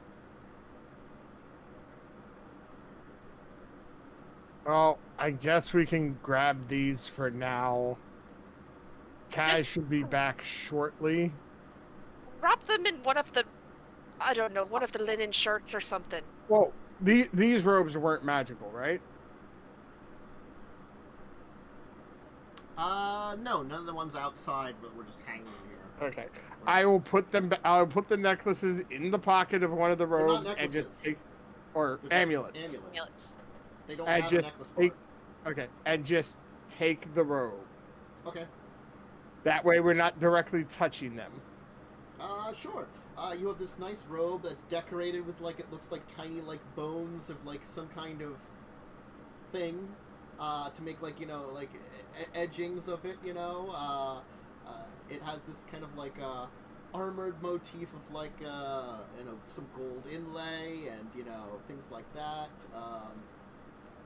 It's got these, like, weird little, like, gear things that, like, kind of decorate the 2 sides. Like, design built into it almost. That look like, silver gears. Very nice looking.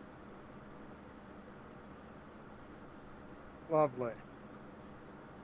Why don't we wait for Kaz downstairs? When he arrives, we can check for the doors. Kaz, you've arrived. What up? Kaz in the house. Yeah, like, I'm assuming you arrived at the closet at this point in time. You know, they've been searching for a while. It did take that long. So, are you done looking in my closet for things? We found these amulets. Y'all were looking for a physical fucking key for a magic dude's special door. Can you give me like 10 minutes and I might be able to figure something out about these weird skulls? Can I use that 10 minutes to look for more buttons? You can use that 10 minutes to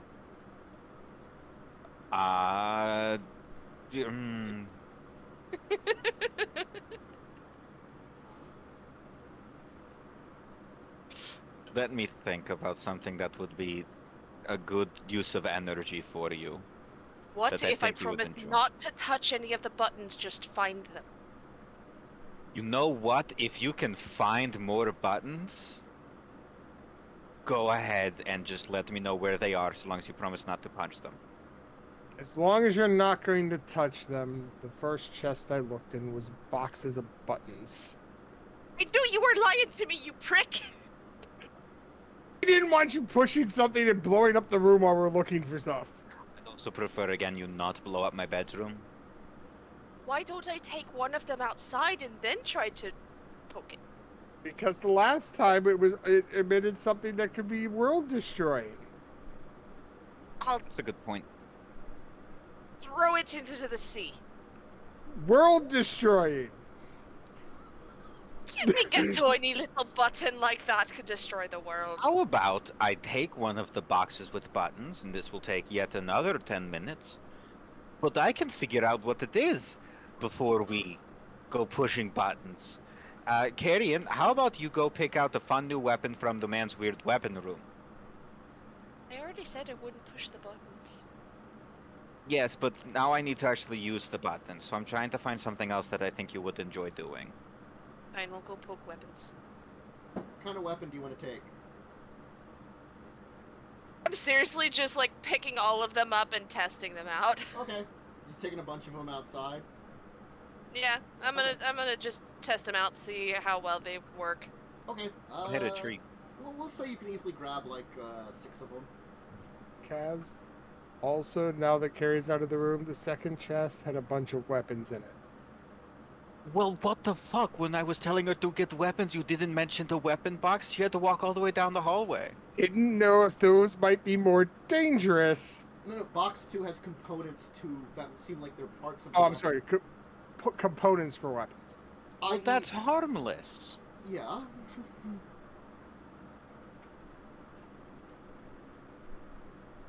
So you might be able to build more. Okay. That is actually intriguing. I'll consider that later, maybe upgrading my artillery. Oh, now I'm getting ideas. And the third one had some evil magic ropes.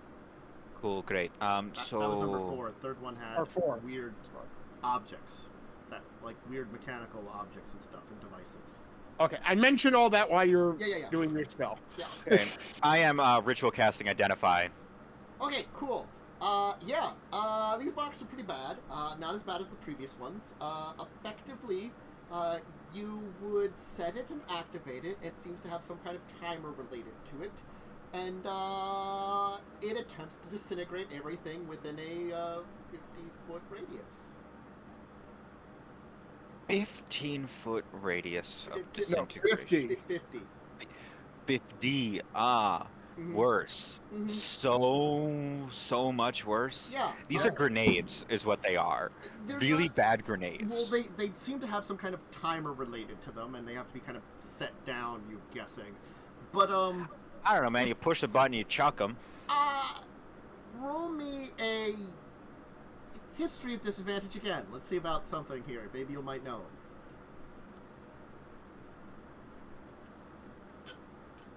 Cool. 17. It's enough. You do remember stories from decades ago, before you were born, but you heard about them afterwards. There was always rumors about, like, some kind of criminal organization that could cause entire buildings to disappear.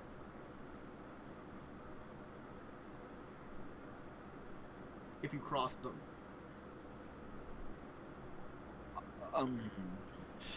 Nothing has been seen for decades of it, but there were rumors that were, like, you know, going around that you could have, like, heard about during your childhood, you know. How many boxes are there?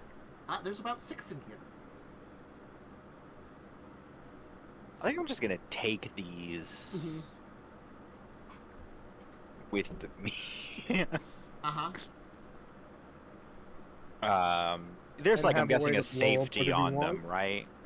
So that they don't, so the buttons don't get pressed just jostling around a bag. Not really. I'm going to put this out here, and it's a very important thing to keep in mind. The guy liked developing things. The idea of a safety seems outside his normal wheelhouse of thinking. Okay. You might be able to modify the outside to cover the button so it can't be pushed. No, listen. Bag of holding extra dimensional space, right? Just kind of floating, things just float. Yeah. So they won't actually bump into anything because there's no walls. Sure. They'll So just that's if exist in they there. bump into another object that's in the bag of holding. Well, no, that's not. The bag of holding is just like a space. Like things don't Yeah. like float around in there. That would require you to basically destabilize your workshop area that you were using. That is the issue that I am dealing with. Is I have established a workshop area within my bag of holding so that I don't keep everyone up with my very loud working noises. What if, like what Claude said, I just put a lid on the buttons? You probably could come up with some kind of lid-based system to keep them from being pressed. It's literally just a little, like, A bubble that you can know, just like close over it. in like James Bond movies when the villain's got like a big button, they gotta like lift something and then push the button. Yeah, it's gonna be like that. There's gonna make a little latch and then you gotta unlatch and flip it and then you can push the button. It would take you a while to modify, but you could do that if you want to do. Cool. We're in like a nebulous 6-month span. Yeah. I got the time. Because these might be useful. I'm gonna put dust boxes in my inventory because that's what I'm calling them. I'm guessing they have an actual name. You would have to ask the man that developed them. I'm not going to. I'm putting 6 of them in my inventory. Duster boxes modded. How heavy is a box? Not too heavy. The individual boxes each. They're probably like square foot. No, square half foot. Sorry, square half foot with the button on top. And kind of like a dial system around the buttons. You kind of dial something and then press the button down. You know. It's probably the timer. I mean, I would know because of how the identify spell works. Yes. Timer's not set for a lot right now. Kind of thing is also the issue. So button would be pressed. It would be not long. No. But like for the purpose of the bag of holding weight, would you say a pound each? Sure. Og. And what about the amulets? Yeah. Oh, I'll pull up. There was also another one in the magical robes. Do you want to see that one too? I mean, the amulets aren't actually magical. I'm gonna ping the identify spell. Yeah. They're not actually magical. I mean, like, what are both of your alignments? Just as a question here. And chaotic neutral. I'm also chaotic neutral. All right, and they neither of look us creepy. are very good. Yeah, they look kind of creepy. That's about it. I mean, like, honestly, there's this kind of like weird feeling, and you know, honestly, when you're touching one, you have this urge to put on those robes because they look really nice. They do look nice, but I've been like rocking the long coat look for so long. It's hard to go back to basic wizard robe, bitch. Yeah, I've got this long coat over a chain shirt look. Yeah. It's like very specific, but I make it work. And I don't really need clothes. But maybe you do. Gross, but accurate. I am clothes. You're not making it better. Magical clothes. I'm kind of magical myself. Okay, well, we know what the boxes do. It is so good we didn't let Carrion just push the buttons, and also good that I learned my lesson from the last time. Look, if I hadn't set off that weapon of mass destruction, I'm gonna be honest, I would have pushed the button. I agree. Now the doors could be in any of the basement levels, because he didn't specify which levels. It's true. He did say there was 2 doors, and there was 2 entrances, and they were on different floors. Yes. Do we want to each take a basement level and investigate? Let's grab Carrion and make sure she didn't, you know, that she's. Well, that's what I mean. That's what I mean, because since there's 3 basement levels. And the other sub-basement docking area. I don't know if he would be including that or not. He's pedantic enough that I wouldn't put it past him. But we just had to find one of the doors, so even if we just each search one of the levels... one of the one of the three basements. We should find one. All right.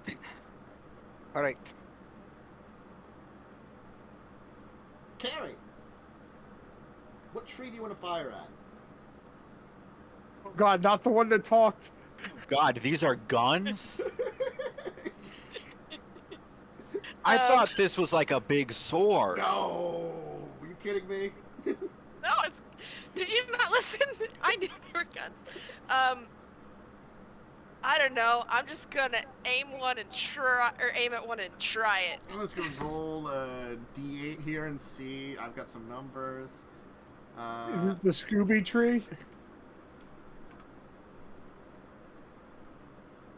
Okay, it's just a random tree. It wasn't the Scooby tree, nor was it the tree that he was yelling was coming right for him in like 30 years. But okay. So first item, you pull it out. You're like, it has seemingly some kind of trigger on it. It looks like it's got a way to hold it. You kind of aim it. It's this weird device that has like looks to be this kind of like glass tube in the middle, and a little like circle at the end, which is kind of weird. Okay, like a little metal circle at the end. You press it. There's this blinding light from the glass tube, and then a lightning bolt hits the tree.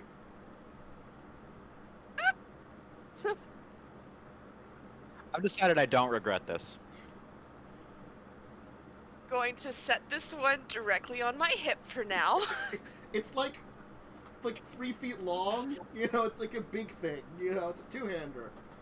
I'm going to set this thing gently on my back now. Okay. Lightning gun. Test the Lightning cannon. gun. Mm-hmm.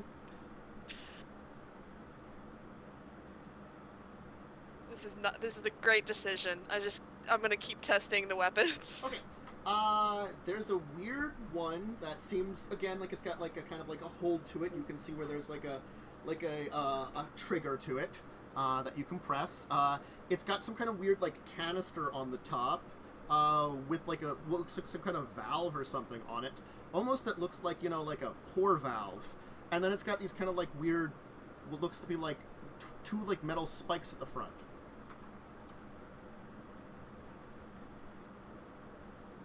Gonna click it. Yeah, click it. You'll see the front part of it, where the spikes are, fly out and hit the tree with this kind of like metal wiring connected to it. The tree will start to wilt.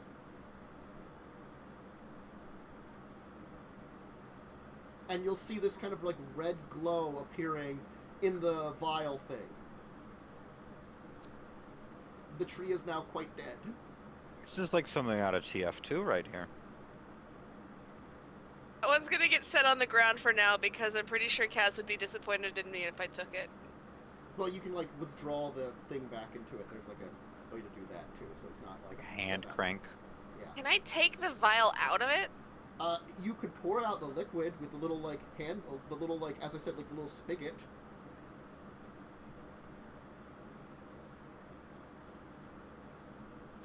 Are you gonna drink it? What? We Wait, wouldn't put that I'm literally past gonna just give Harry. myself a wisdom save to see if I avoid drinking it. I avoid drinking it. Okay. All right. Again, doesn't take me a spell slot to do identify. We can find out what the fuck this is later. Next one. Okay. The tree is very dead. You still want to use it? It looks pretty beat up, but you could probably still blast it, I guess. Nope, new tree. New tree? Okay. Roll this D8 again. / roll 1D8. Reroll 6. Ah, we got a different one. Number 3. You're like, that tree looks good. New device. All right. This one is got kind of like a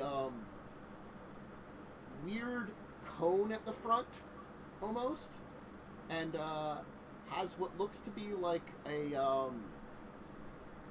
part that kind of spins on the back.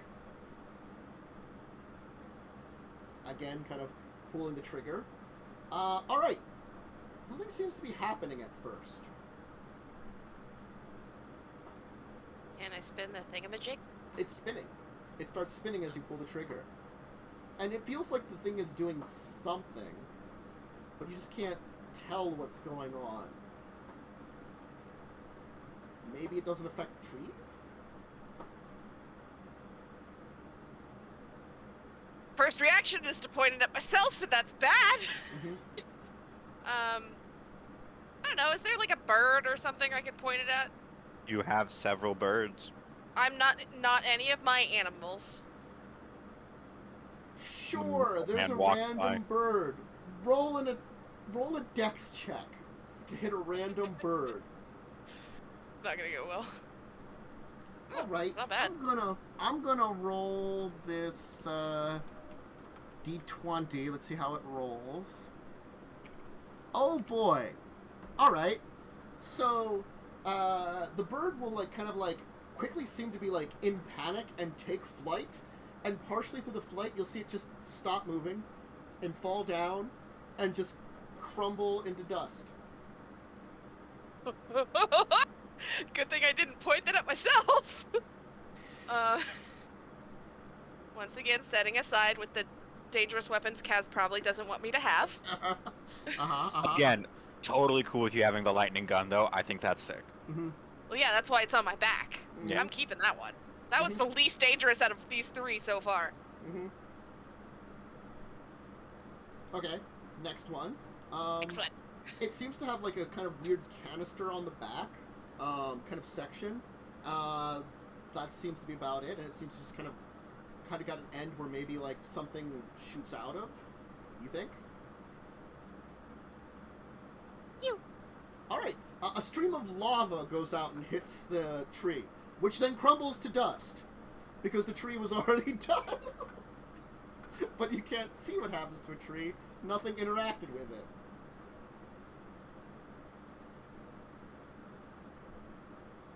How many guns can I conceivably hold on my person?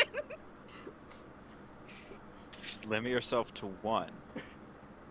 You're not lava proficient, and lightning. but you're not proficient in any of them. Nor do you know how to recharge them. There's that. I'm the only one proficient in gun. Yeah. All right, I'll set it in a separate pile of things that I want to keep for future reference. Mm-hmm. Okay. All right. Number 3 has a similar canister area, but then it's got these kind of tubing that kind of goes towards the front, and it kind of almost got this weird pump that kind of is kind of moving on its own, constantly on it.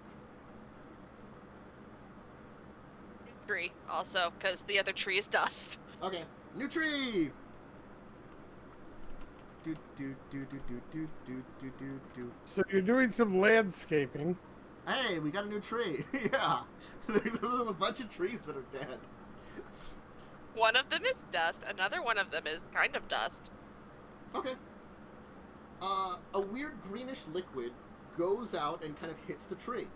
The tree begins rotting. The ground around the liquid begins to rot and kind of spread out a little bit. Gently place it in the pile that Kaz doesn't want me to have. It's still spreading. No, you should cheese it Fuck. on the guns, I'd say. Mm-hmm. There's literally nothing I can do about that. You just see the grass dying and the ground kind of turning black underneath it. Oh, great, another swamp area. No, not that kind of black. I'm gonna leave Ed. that alone and shoot the last gun. Okay, it's You're not gonna call for help? No, not yet. I just want to shoot the last gun. And then if things get even worse, I'll call for help. That was a frost gun. Okay. Yeah, we'll keep it simple for that one. That's a frost gun. There you go. Does it stop the thing from spreading? Sort of. I mean, the tree stops, probably because it's very frozen-ish. But, like, the grass, because it's spilled out, because it's a spray, is very sort of... Like, I guess if you can see spreading ice all over the place, sure, it'll stop it. Maybe. While it's frozen? I've solved my own problems. While it's frozen, maybe? While it's not frozen, you're not sure. I don't care, I've solved my own problems. Okay. Kaz, Claude, be proud of me, I've solved my own problems. You show up with 3 really dead trees that you once had. One is a pile of dust. One is just, like, blackened and dead with, like, a big hole in the middle of it. And the other is covered in ice. And also looks like it was rotting away inside.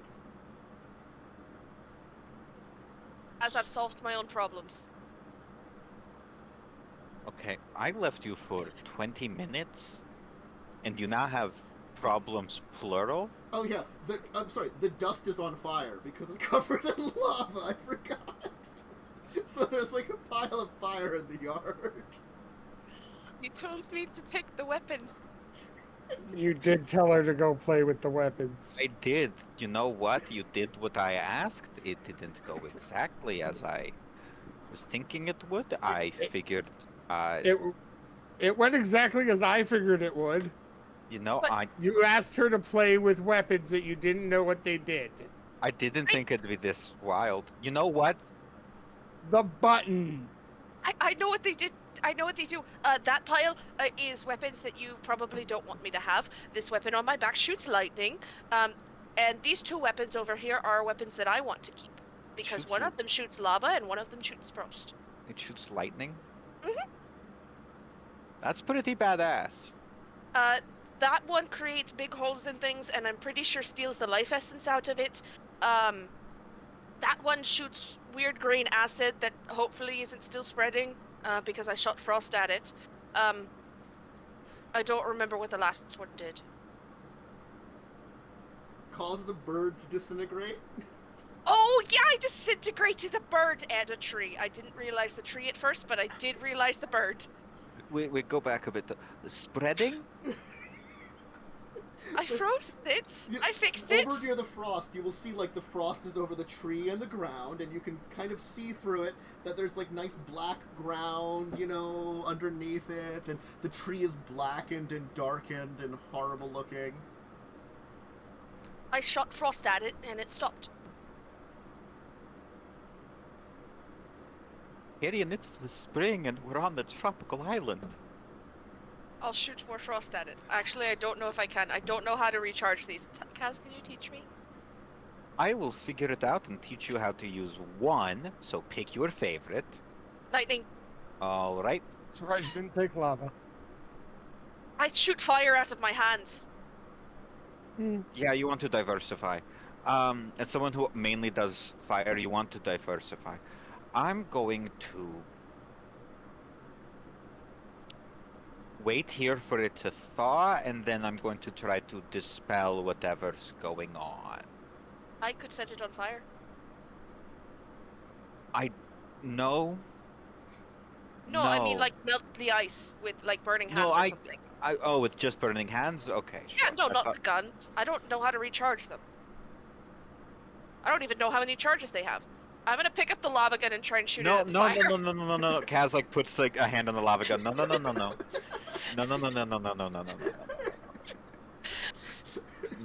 No. We're going to figure out how It's to just turn lava. these. It's just lava. No, look, we're going to. I'm not saying you can't have these. You can definitely have one of them. It's cool as hell. We're just gonna figure out how to use it right, so that when you do it, you don't destroy everything. You just destroy what you want to destroy. Would you be okay with me having the disintegration ray?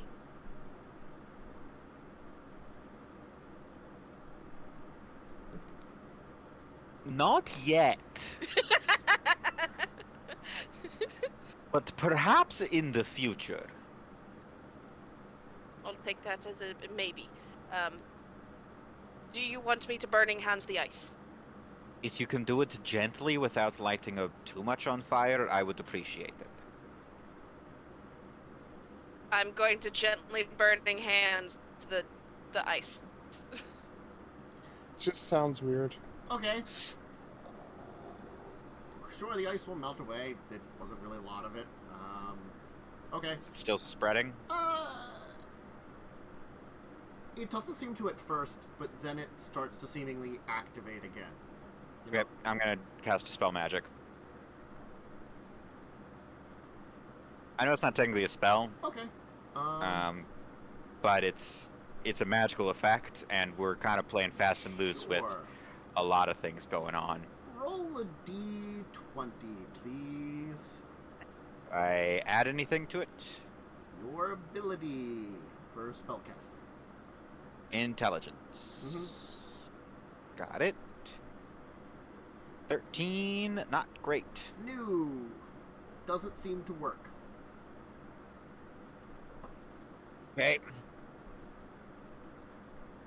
Let me take a look at my phone things. What do you think would happen if I poked it? Should I poke it? I feel like No, I should you poke shouldn't poke. You should not poke it. I'm gonna pick up a stick and poke it. Okay.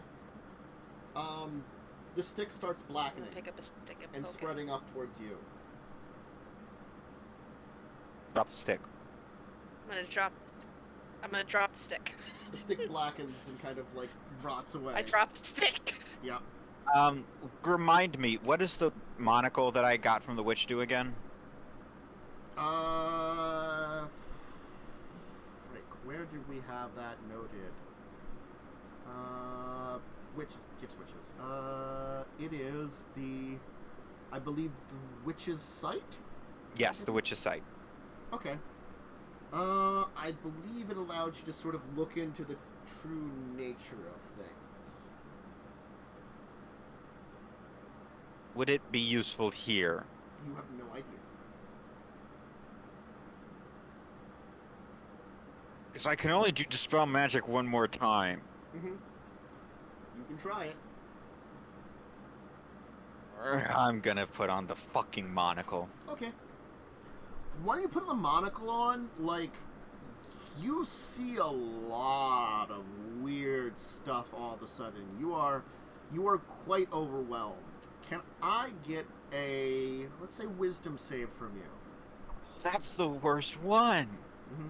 It's not, but it's up there or down there, depending on your perspective. Either way, fuck. Mm-hmm. All right. Fuck.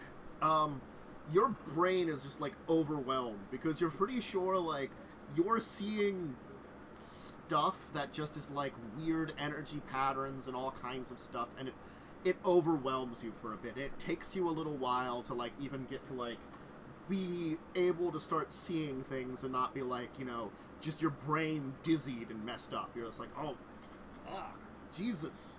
Like, when you look at the ground, you're fairly certain you're seeing into it to see the natural mana flows of the planet, kind of thing. A little bit of. Oh, okay. And things like that, and like in the atmosphere and stuff like that. So there's lots of weird energy patterns going on constantly. Once you're able to like kind of take your time and get a little used to it, you could make me a intelligence check, please. You're not quite in control yet with the monocle, but you can still try your best to analyze and study the thing. I definitely look like an idiot wearing both an eye patch and a monocle. Yes. But it's fine. I make it work. You make it work. I'm going to use a Flash of Genius to add +4 to that to make it a 17. Okay. So, as you take a look at this, it's almost as if you begin to do things like, very quickly, like things like detect magic, identify, like all kinds of like identification and like divination type analysis magic is just going through your mind instantaneously. You begin to understand the nature of what you're looking at. And it's weird too, because like you can look at the grass and know like what kind of grass it is, like ways that you could make the grass more healthy or kill the grass and stuff like that, you know? Like, all these kind of, like, weird stuff by looking and analyzing it. I got, like, Terminator vision. Kind of like that. You realize that the material that has been put down there is technically a modified version of Phyrexian oil. It's been modified in a way to cause things to just decay and rot. You do realize that it does have a limited amount of time it will function before it goes and breaks down. But that time frame allows it to spread over an area. Mm-hmm. So it's sort of like, almost like something distilled the ability to spread and infect of Phyrexian oil, and then made it just pure destructive, like the destructive part of it, and remove the rebuild part of it. Okay. How much longer is it going to spread? You're estimating that, like, you know, I don't know, a big chunk of, like, 30-foot radius of where the tree and line is probably gonna just be kind of corrupted. Then after it's done, it'll be safe to walk on, it's just dead. It's just dead, and you're pretty sure that, like, the soil is, like...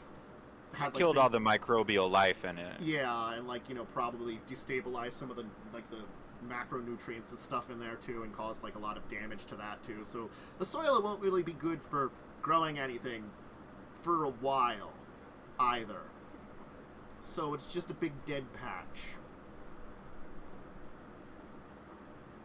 Okay. But Dispel Magic won't even work effectively. Dispel Magic would have acted like, probably like trying to dispel like a magic item. I don't know if 5th edition does it that way, but I know older editions had it suppress that, you know. Yeah, that's the thing with 5th edition, yeah, is so it can suppress magic items. It would items. suppress it too. Honestly speaking, that might be able to cause it to be... It won't cause it to be necessarily dormant, but it may cause it to slow down. Like,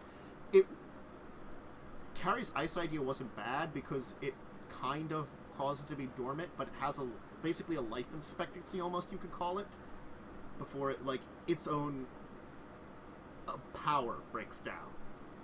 So, I mean, like, you have delayed it by doing something like that.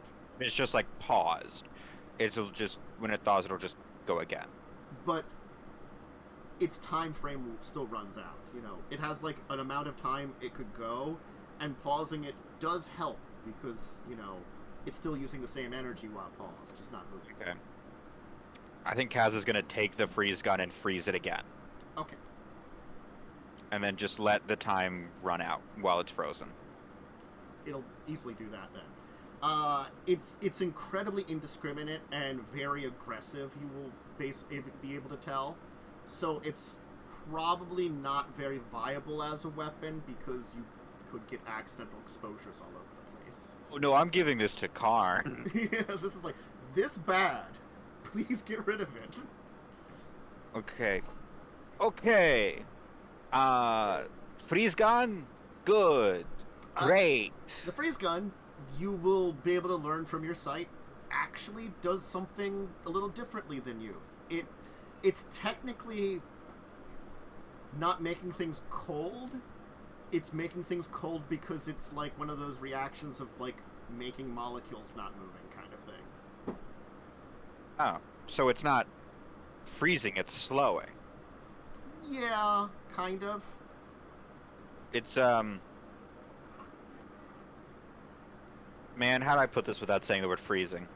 But it with a lot of like the water molecules in the air, it causes freezing around there. It's like, it's stasifying it for a temp. Yes. The ice is a side effect of the moisture in the air, basically. Yeah, it's not that it's actual ice, because it's not dense like ice is. Because that would imply that the molecules became closer together. They've just stopped. It makes it sluggish. Mm-hmm. Okay. Mm-hmm. I am enjoying this. I'm so glad I used that flash of genius to get myself a 17. Yeah. I'm learning so much. Mm-hmm. I'm going to take a look. While I still have this before I go insane from this witch monocle, I'm going to look at the other rifles. Okay. I gotta be honest, the lightning one is pretty equivalent to that. is made Shoots to... lightning. It shoots lightning. It gathers a static charge from the nearby atmosphere and blasts out a lightning bolt. Is it related to the, what was it? Lightning harpoon guns that we found in the submarine area? Yes. It is a similar... They have some similarities in design, you would think. Yeah. Cool. The one charges the harpoon with lightning and then fires it out, then whatever hits gets electrified. And it's built in such a way that it's directly made to discharge the... It's made that the material of the harpoon keeps the charge even underwater, and is meant to discharge it when it hits something, kind of thing. You know, it would be the energy is attracted specifically to the harpoon. Yeah. I guess that's what it is. So it prevents it from discharging in the water. Whereas this is a Tesla cannon. Yeah, it's like a Tesla cannon. Just launched The it. lava one? Well, I mean, it shoots molten rock. That it superheats to an incredible degrees, blasts out, and I mean, it's pretty obvious it's lava. But it's actual lava then. I mean, the lava that Carrie shot out earlier, it's still over there being lava. Oh, I shoot it with the freeze gun. Yes. There you go. Now it's rock. It's no longer on fire and just sitting there. Katie, and you picked some excellent weapons. Mm-hmm. Right, though, I love them all. Okay. Did you look at the disintegration? The vampire one does exactly that. It kind of works like a vampiric touch effect, kind of. Mm-hmm. So it drains the life force of whatever, kind of tasers something, drains the life force from it, and then refines it into a perfectly good liquid that acts as kind of like healing potions. That is the life force of the thing that it drained it from. You can drink it! You could drink the life force of tree, which you stole. Ethically. I mean, ethics is a thing. Does Catherine say that? Because Carrie would definitely drink the life essence of a tree. No. Oh, no, tree's fine. Yeah. I mean, like... What you really need is some gelfling. You don't want to... I don't know what that means. Joe I got just the want to reference. drink a tree. Gelfling! Essence of gelfling. Anyway. And then the disintegration bird killer. It's technically not a disintegrator, and probably is one of the more dangerous ones, as fortunately Carrie didn't point it near anything else. It effectively... Like myself? Yeah. Think of it as it breaks down the bonds of things and causes them to just fall apart. So it's not a disintegrator, it is a disintegrator. Yes. So all the components of a tree or a bird just fall into individual pieces. Do you like reduce it to base element? Kinda. It also is kind of like a coned area. It puts out like a kind of wave that does it. And you're fairly certain, probably one of the reasons it wasn't used is Carrie was exposed for a short period of time, but the cone doesn't prevent the waves from going in every direction eventually. So Okay. You get the I feeling see. that thing would probably have detrimental effects to whoever used it. Alright. A design to be improved upon later. Sure. Okay. We'll put that as All a right. maybe. Just improve it. And do I figure out how to recharge the good ones? Okay. Honestly, when you were upstairs, if you looked at the components, they have, like, various kind of, like, effectively battery packs for each one of them. That's what was in the box. So, like, clips for these things. Alright. Kaz takes off the monocle so he doesn't get a headache. Oh, yeah. You probably noticed things because I'm sure you accidentally looked at Carrie and Claude.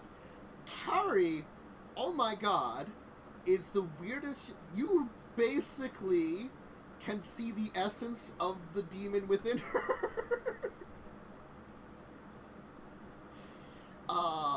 It also seems to have weird, strange effects on the area of the world around her. Yeah. Because technically speaking, demons are extraplanar beings, and therefore not native to Dominaria, and have a not necessarily the best effect on the natural supply of energy and reality kind of thing. So there is a definitely aura of effect that they have. It's just normally it's probably not noticed ever, you know? Is like, are any of the planeswalkers around? Not right now. Karn might be inside. Because I might be able to see sparks now. Claude is weird. Yeah, he's like a silver boy. He is a pile of flowstone that each individual flowstone feels like it's a portion of, like, the spiritual essence of Claude and has its own energy patterns. So it's as if Claude is a billion individuals. I'm the Silver Surfer. I think it takes effort, but Kaz, like, pries the monocle off. It's like... It's like Jim Carrey in The Mask. Yes, and also, like, you probably have, like, a little blood coming off of your eye, too, because it just was too much, you know? Like, your eye... Oh, yeah, the eye is, like, completely bloodshot. Yeah, you're just like, oh, God. Okay.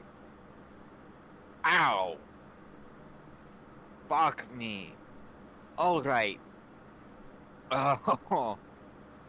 So long as we keep it frozen for long enough, it should go away. So I did a good thing. Yes, you did a very good thing. I'm proud of you. Yay. The one that broke the bird, we are putting on hold until I can figure out how to make it so it doesn't do that to us. If you had kept that down, the button held down, Carrion, it might have killed you. What a way to go. Sure. The one that sucked away the life essence, we're gonna hold on to. Can It I might- drink the juice? Oh, yes, no, you can go ahead and drink that. I gotta admit, I'm gonna drink it. The life-stealing one, it's about as ethical as, like, you know, vampiric touches, honestly. It's a fancy... It effectively does vampiric touch as long as you can get it stuck in something per turn thing, you know? Yeah. Gonna drink the tree juice. Tree juice is mine now. That's called sap. Mm-hmm. The tasty red liquid, which is probably one of the most delicious things you have ever tasted, Carrie, in the world. It is a sweet nectar of the gods, and you feel energized just drinking the tree. You feel as though, like, you know, like you can feel the land around you. You can feel the wind and the air, and it just feels so good against you. You know, It's literally maple syrup. it's. Hey, Kaz, can I change my weapon to this one? Carrion, you and I both know that you want to shoot lightning more than whatever this is. Tree juice tastes very delicious. Well, look. We're going to hold on to this one. Maybe people just taste even better. We're going to use it for emergencies only. And in ways that aren't just like a shitty person stealing the life from everything around them. Because that, look, Carrion, you and I both know that's not what we want. But their life essence is so tasty. But it's so yeah. Don't become addicted to the gun. I'm already addicted to like at least 7 substances and also whatever that room made me feel like. Yes, I know. Look. Maybe I need to find some drugs that act as suppressants. I'm not an alchemist. Look, Carrion. The alchemist you know is not going to help you with that. No, she will not. No. If you promise to cool it on, the impulsiveness a little bit, I will teach you how to properly use a gun.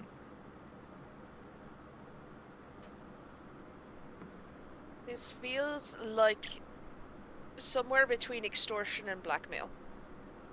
No, it's just a deal. Blackmail. No, if it was blackmail, then I'd have something on you that I'm using it to force you to do something, like an embarrassing story from your childhood or threatening those you care about.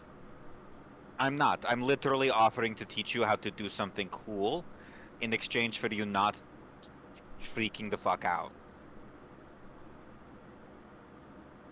See, the difference is I'm offering you a benefit. If I was blackmailing you, it'd be threatening. It's a benefit to you. You knowing how to use a gun is a benefit to someone, No I'm one. sure. No one at all. Not even myself. Gonna be honest, one of my first thoughts with the disintegration thing was to point it at myself. Yeah, there's a reason we're putting that one off to the side. Lightning is different. Rule number 1, actually, this is important. Do not look down the barrel of a gun. I would have thought that'd be obvious. It's like staring at a crossbow right in the bolt. I wasn't gonna point it at my face, I was gonna point it at my stomach. Don't point guns at yourself. What if it's the situation with the clones again? Well, that's different. You're not pointing at yourself, you're pointing at the clone of yourself. It's still technically myself. And I thought you and I had an agreement that if we run into clones again, the plan is first seduction, second murder. Yeah? Who says I can't seduce and then shoot with a gun? I'm Because all by- for self-love, but that's a little too much. Well, who would know how to better, do it with Pleasure yourself. myself than me? Yeah. I know all the good parts.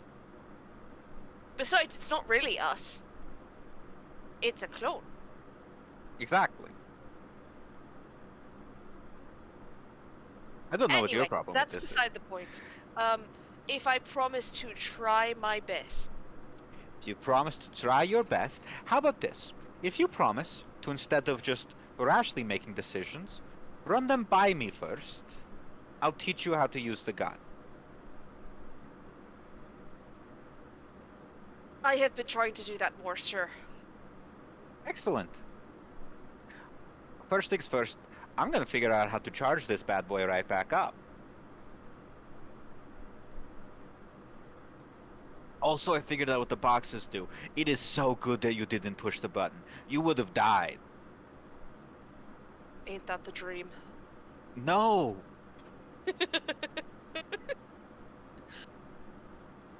Again, the dream is sex with a clone.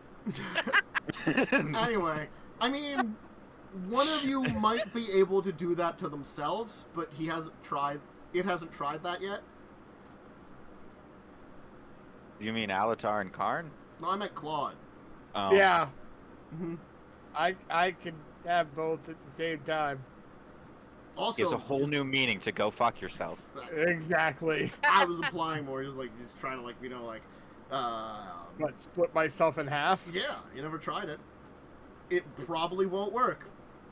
Anyway, why don't I we don't should be afraid to do that because maybe the part that splits off might lose control and become that other guy. I don't know what you're talking about. It's a great idea. If a terrible idea is correct. No, it's a great idea. Carrie wants to I'd drink support the this ice idea. essences of people. Don't worry about it. Essences is delicious. Soylent Green is people essence. I want to drink the essence of people and find a drug that suppresses things. Mm-hmm. You just need a really good depressant. But regardless, we'll end it here as you're going to plan to head down into the basement and search around for that door. Or doors. Doors. With the new The gun. monocle is gonna show me it right the fuck away, but Damn, does it suck. The monocle is bad for you right now. It's because I failed that wisdom save. I mean, that's one of the reasons why. It's also probably like hella cursed. I mean, I could drink your blood to help me find the door better. It's not a great excuse to drink Kaz's blood, but I still support it. Again, we've agreed the blood is for emergencies only. I know. But I can get other stuff. But it has been established I can put other people's blood in here and get the same effect. You think you could think you could create something similar to it. Ah. Like, it's like the witches was like, here, I did this with Kaz's blood. You could do it with other people's bloods too. You want to get into people's minds, don't you? And learn all their secrets. Hey, Carrie, can I have some blood? You want to pull a Maxwell? Sure, how much? I mean, no. I gotta be honest, it does the exact same thing as, like, detect thoughts, except probably, like, eviler. There's only one person in the party I couldn't do it to myself either. And I couldn't do it to Max. Can I have some blood? He doesn't have blood, that's true. Can I get blood from bone?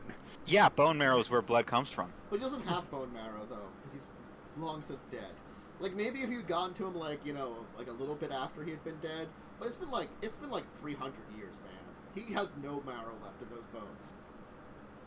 It's been 420 years. Nice.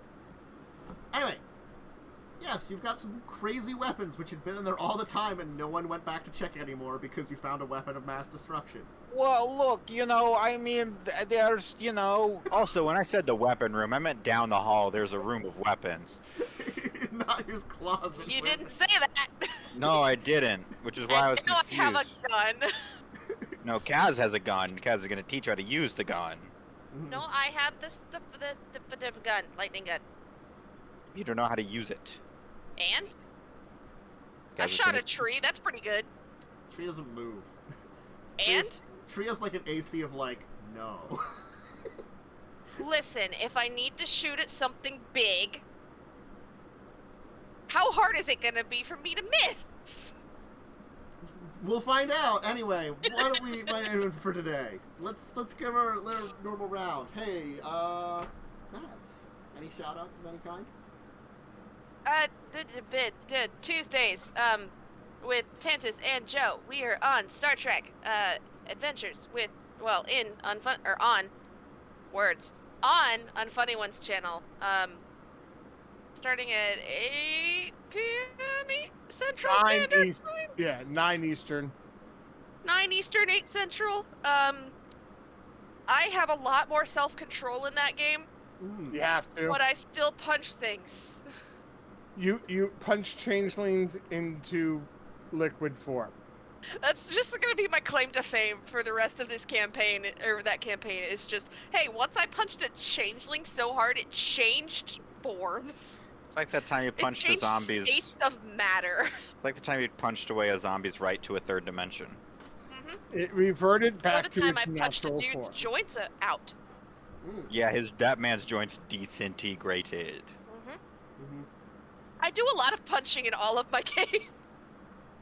I mean, look, I will always remember a game where a character punched someone in the genitals so hard they were effectively neutered.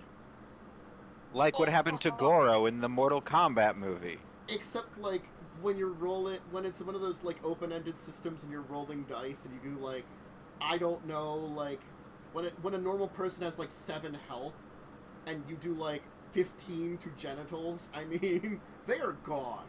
Yeah, that dude fucked. They are ceasing to exist to the extreme. That happened in a game. The poor man, he was no longer a man. He was no longer anything. Everything was gone. Smooth down there like a Ken doll. Yeah, he was an evil dude anyway, so it's okay. Like a Ken doll. Fish. Hi everybody, I'm Fish Harlan. You can find me around vibing, but this week specifically you can find me selling my soul at a farmer's market. local homegrown souls. Probably Much. organic-ish. How much? You're gonna have to fucking play me in a fiddle contest for it, obviously. That's the way these work. Are you selling it in Georgia? Bitch, I might be. And Joe. I'm Joe. We already talked about Tuesdays, and I'm here on Thursdays. Okay. As for myself, Dracovin, I am here pretty often during the week. Right now, my schedule is I have this game every Thursday, 9 p.m. EST. There is Saturday at 2 p.m. for discussing tabletop discussion show, very fun one. And because Records of Evil has ended, the only other game is right now Legacies of Kain, Tuesdays at 2. I am working on some other games for the near future, but you know, just kind of in the early works of them, scheduling and finding folks and all that kind of thing. So for now, that's the schedule. I'll probably do some other stuff. You know, I might stream a little bit over the weekend or slash, you know, Monday in place of where Records will be. But we'll find out. Anyway, thanks all of you who joined us today. I hope you enjoyed the craziness of the show.